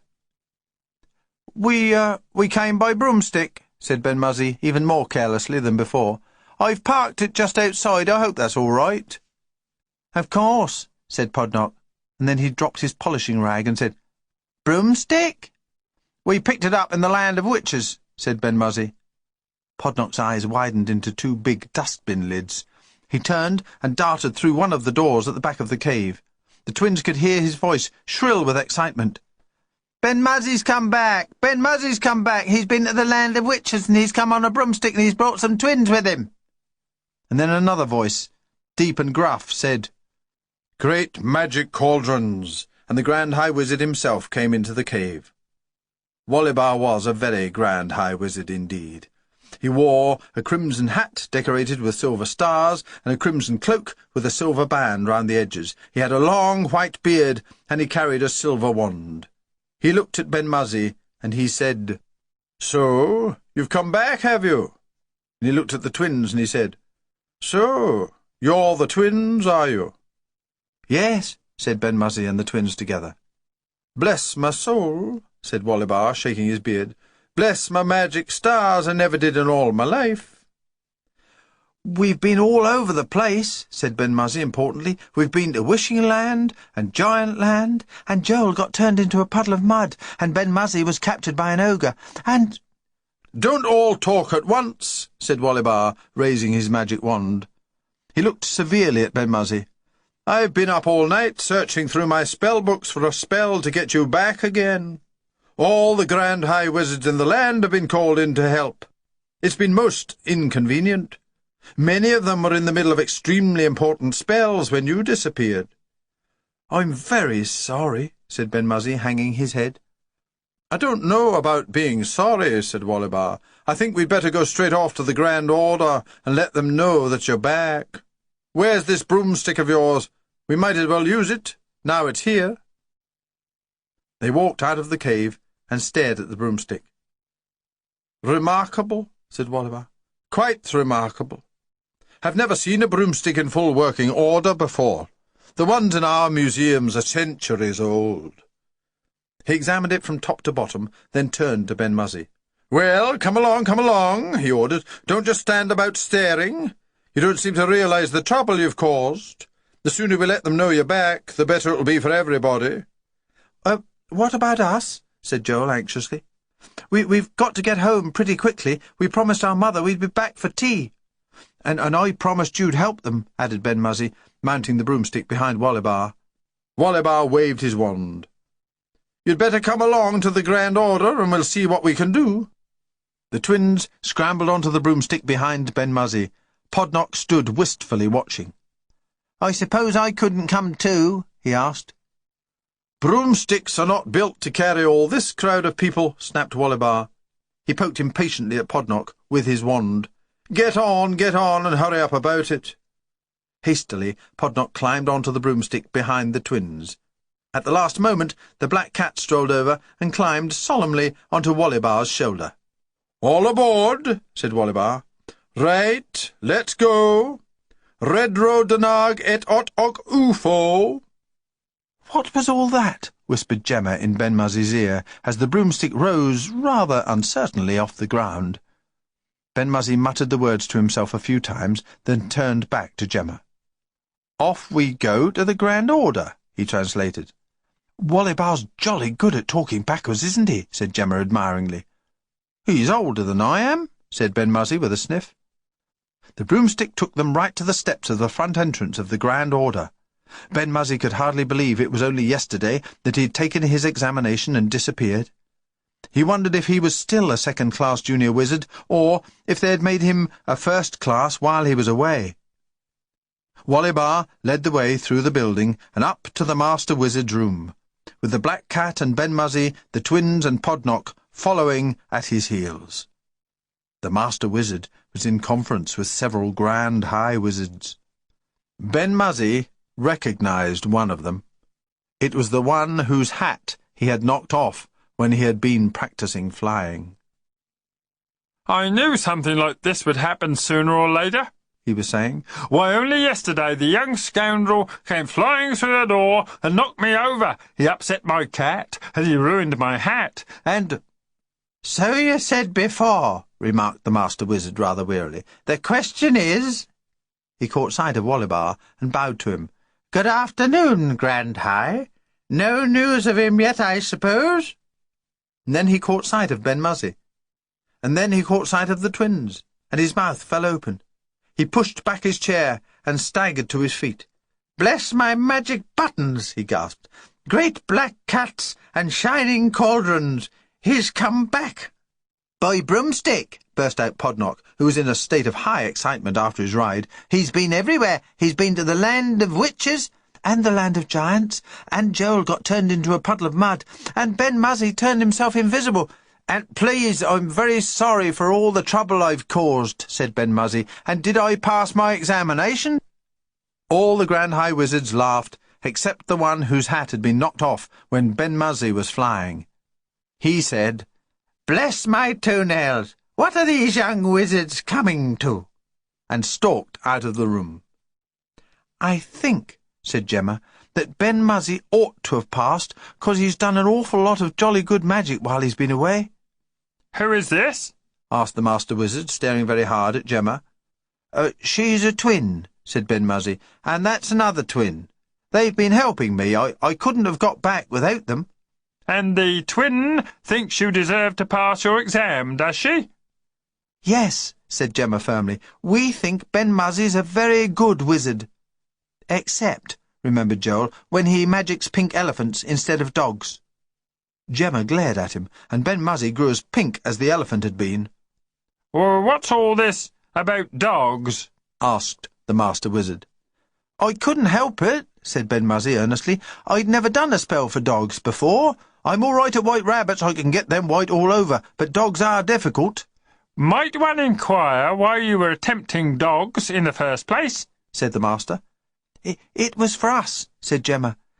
He promised— Well— She bit her lip.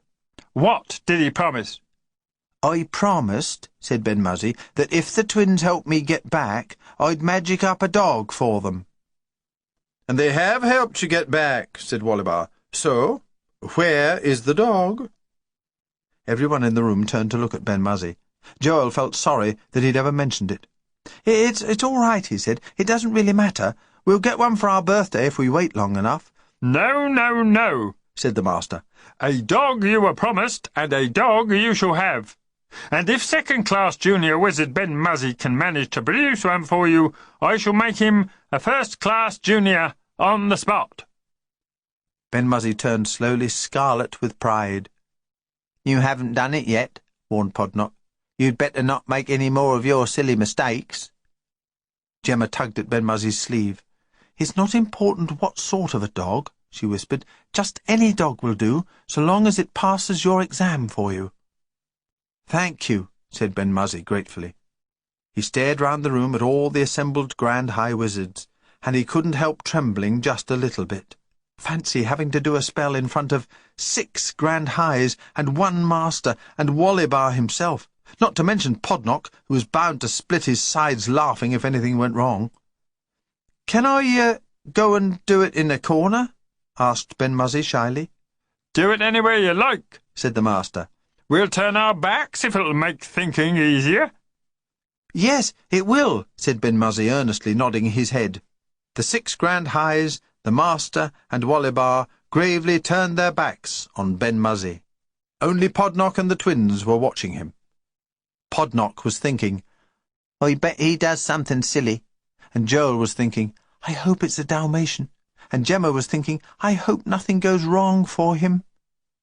All three watched anxiously as Ben-Muzzy placed himself in one corner of the room. He muttered a few words to himself, made a few magic passes, and a shiny black top hat appeared in his hand.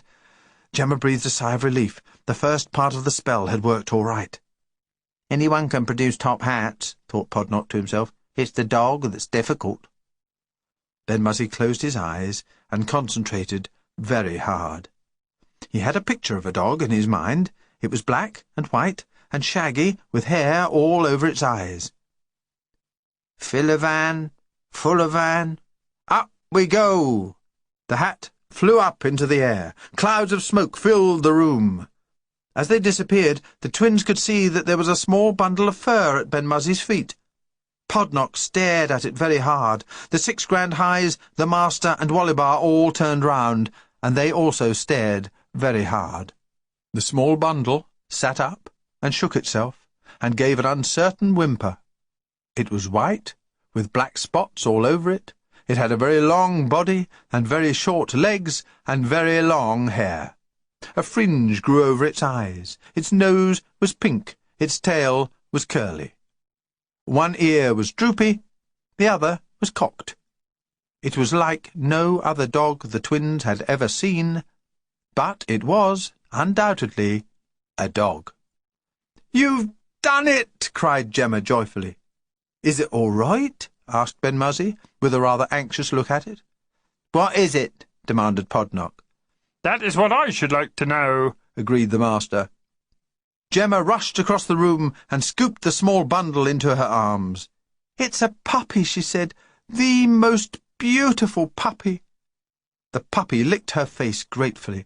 "I shall call her Flossie." "Spot," snapped Joel. "Flossie, Spot." There was a short silence while the twins stood and glared at each other.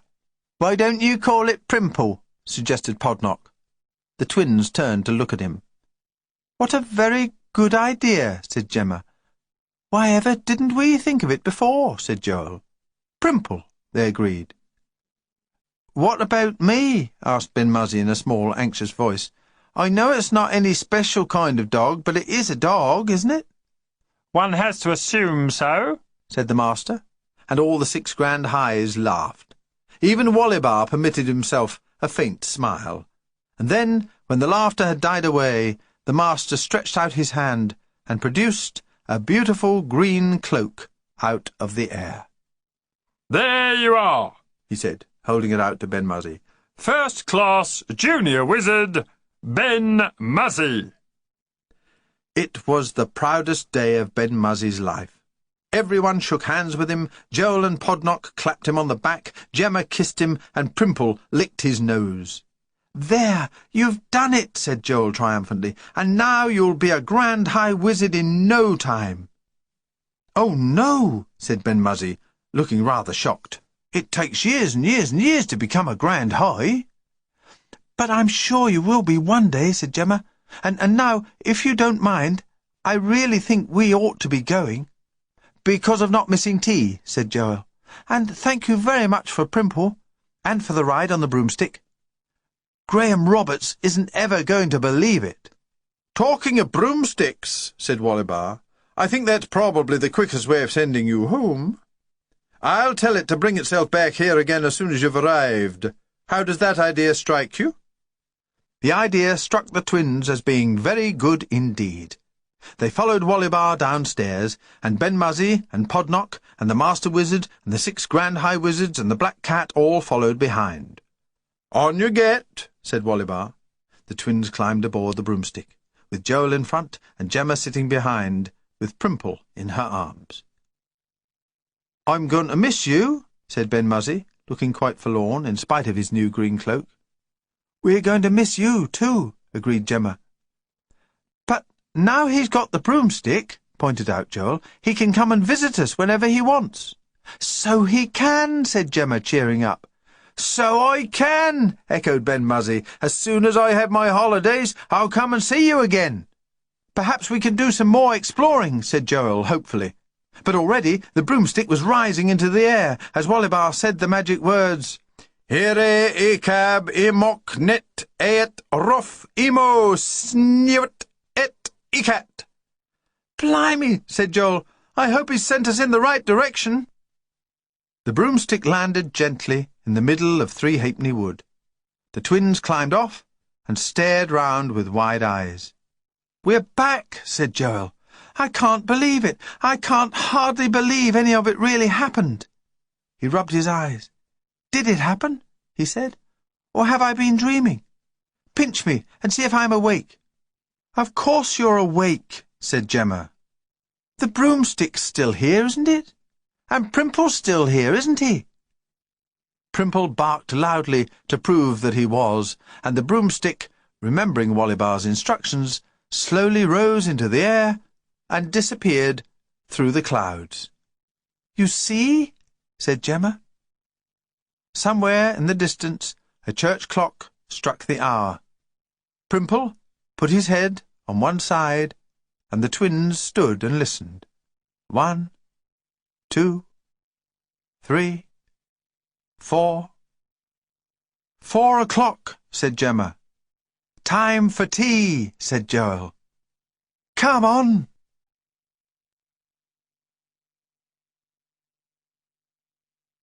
That was The Wizard in the Woods by Jean Ewer, read by Brian Cant.